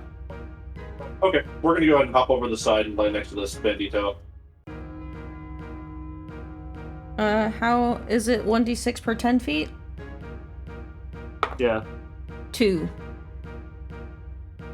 2 damage. Alright, we're gonna make a bonus action attack against him. Alright. I actually believe that this guy is prone, so make that an advantage, I think. Oh, thank God. Thank God, because I don't think I would have hit him with that. Oh, I rolled 1 lower. First roll is a natural 4, second roll is a natural 3, so unless I don't really want to pump a soul into it so I can still do the thing. Does that Nope. 10 hit? Yeah, I didn't think so. So that's going to be it for my turn. Dakota, you have been tracking that you get a soul back from a crit, yeah? I have. I have currently 5 I've spent 3 souls this combat re-rolling shit. Got it. Understood. Alright. Vivian, it is your turn. Has Bandit Mage 1 been hit at all? This one? A little. The one on the balcony? A little bit, not a little? lot. Bandit Mage 2 has not been No, hit the one at all. out here has not been hit at all. Okay, we're going to poke our head out. We're going to cast Guiding Bolt. Last time I had a very bad one. This one I have a very good one. That is 23 points of damage. Is Bandit Mage 1 still up? You're hitting the one all the way up here. Let me check. What was the damage again? 23. It was almost max damage. Yeah, still up, not by a lot. Asshole. Alright, fine. Natural 20 on the star attack. She takes 12 more points of damage. And now, And my turn. Alright. Jay, it is your turn. Goody, goody. Let's see if I can actually hit something this combat. That'd be pretty neat, right, guys? You gonna fucking yeet yourself off the edge? Yeah. You know what? Let's get fucking fancy with it. As a bonus action, I'm gonna pop my Channel Divinity to, what the hell does it do again? It gives me advantage on athletics checks and it doubles my leaping distance. So I'm going to... Dark Souls plunging attack? Plunging attack on this bandit right here. Yeah! That's a 26 to hit for 11 points of slashing damage. Yeah, that definitely hits. Also, the the bonus to athletics and the double jumping distance lasts for like a minute or something. All right. Cool. Anything? Also, it's not concentration, thank Christ. So. All right. Anything else for your turn, Jay? Nope, that was bonus action, so I'm done. All right. It is this asshole's turn. He's going to spend half of his movement to get up.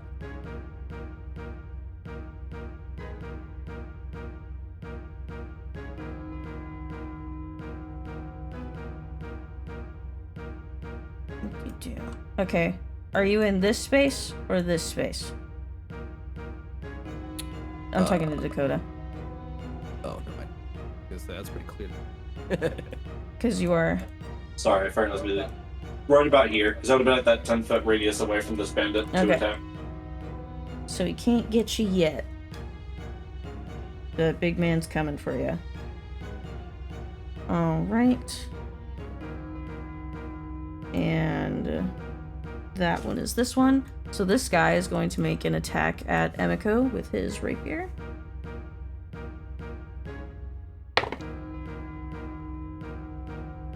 That is a 19 to hit.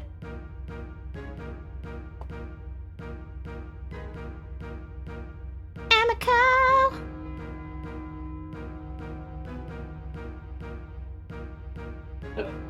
They'll hit. Oh, they'll hit. You're all right. Sorry. That is 8 points of piercing damage. Oh no, not the girl. Don't stab her. But that'll be it for that one's turn. It is this next archer's turn. He's gonna do something a little crazy. Where's? Oh, that guy.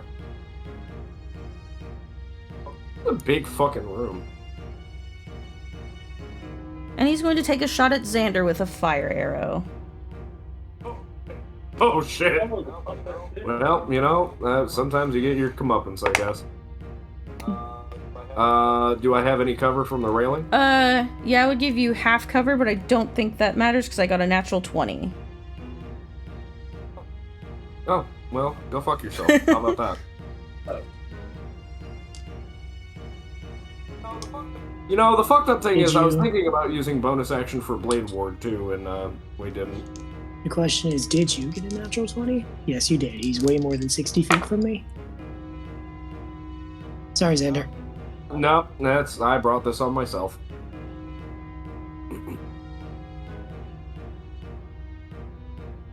That is 20, that is, do you have any resistances? I have a resistance to ugly men. No, unfortunately, it doesn't do anything for you here. That's not a resistance, that's an aversion. Easy mistake to make. That will be... And unfortunately, this archer is... Chiseled jawline. You know, in a kind of like a rugged way, he is a little handsome. But that is 22 points of damage. DM, where does it hit me? He strikes you kind of like center mass, right in the gut. You said 20 points of 22. damage? 22. Yeah, so as the fucking arrow hits, Xander feels something has gone horribly wrong as the cracking in his skin gets a little worse. Alright. I will mark that I have a fucking scar on my stomach. Oh, I can't wait to draw shirtless Xander with a arrow-shaped gold wound. With chiseled abs. Oh, for No. fuck's sake. He's too skinny for that. So what is your number on Mo's hardness scale? I'm curious. About a 7. Depends on who Holy he's talking shit, that's pretty fucking good. That's not bad at all. Alright. Emiko, it is your turn. How badly does Xander look hurt? I'm bloodied. For sure. Okay. Is there like a light, like a main light source in the So, church? obviously I didn't include it in here, but there's like one of those like chandeliers with candles in it that centers right above the table right here. And how far above the table is it? About 30 feet. Oh fuck. Yeah, because this is the Um, like main area, and it kind of coincides with the second floor, so it's a kind of extra tall room. Okay. I'm going to use my action to throw a punch at the guy in front of me. That 20 to definitely hit. hits. Or wait, no, 24. Yeah, that definitely hits And more. It's gonna be 6 points of bludgeoning damage, and then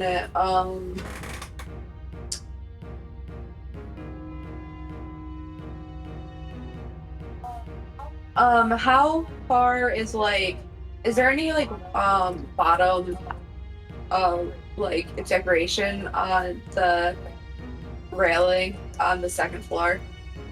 Is there any decoration? Like a Yeah, like if I made a jump that's like 13 feet, do you think I could grab onto a ledge? Okay. I'm gonna go make a running jump and grab onto something that's 13 feet in there. So I can pull myself up. you fucking run, and then you run up this sofa, and you fucking kickflip off the back end of this sofa, knocking it over, and then yump. Monk shit. Okay. And that will be my turn. And you don't provoke attacks of opportunity, right, because of a feat you have, right? Yeah, cool. Yeah, mobile. I was just making sure that that was something I remembered and not something I made up. Alright, it is this guy's turn. He's going to use half his movement to get up. And then... He's going to get into melee with Lysel. And going to make an attack.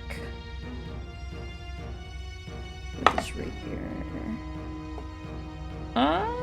No, he's not. That is a natural 5. So he is very badly hurt, and he like wobbles forward. He's like gripping his stomach, and he, tries to make a shot at you, but he is just bleeding too profusely. He can't quite, focus his vision enough, to make the attack. It is now this guy's turn. He is going to make an attack towards Jay. Big motherfucker. We are over time. Could we speed run as much as possible? We're almost at the end of the round. I need to get back to work. Yeah, that's a 10 to hit, so that does not hit.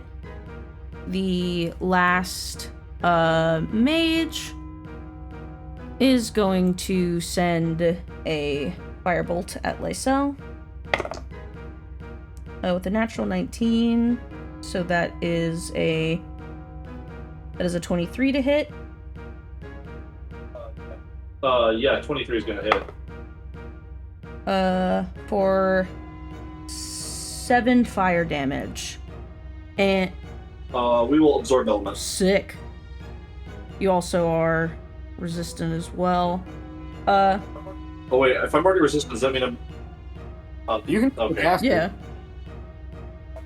If you want to add the fire damage to your attack, yeah. And since we are pressed for time, and since this is a really big encounter, that is the end of the round, so if y'all are okay with it, we can just finish off this fight next time. How much HP does everyone have left? Enemy-wise? One of the bandits has... How many of theirs left? 1, 2, 3, 4, 5, 6. Yeah, wouldn't have finished next time. Finish it? Yeah. 2 weeks from now. Yeah. Yeah, because there are a few that haven't even been hit yet. Great.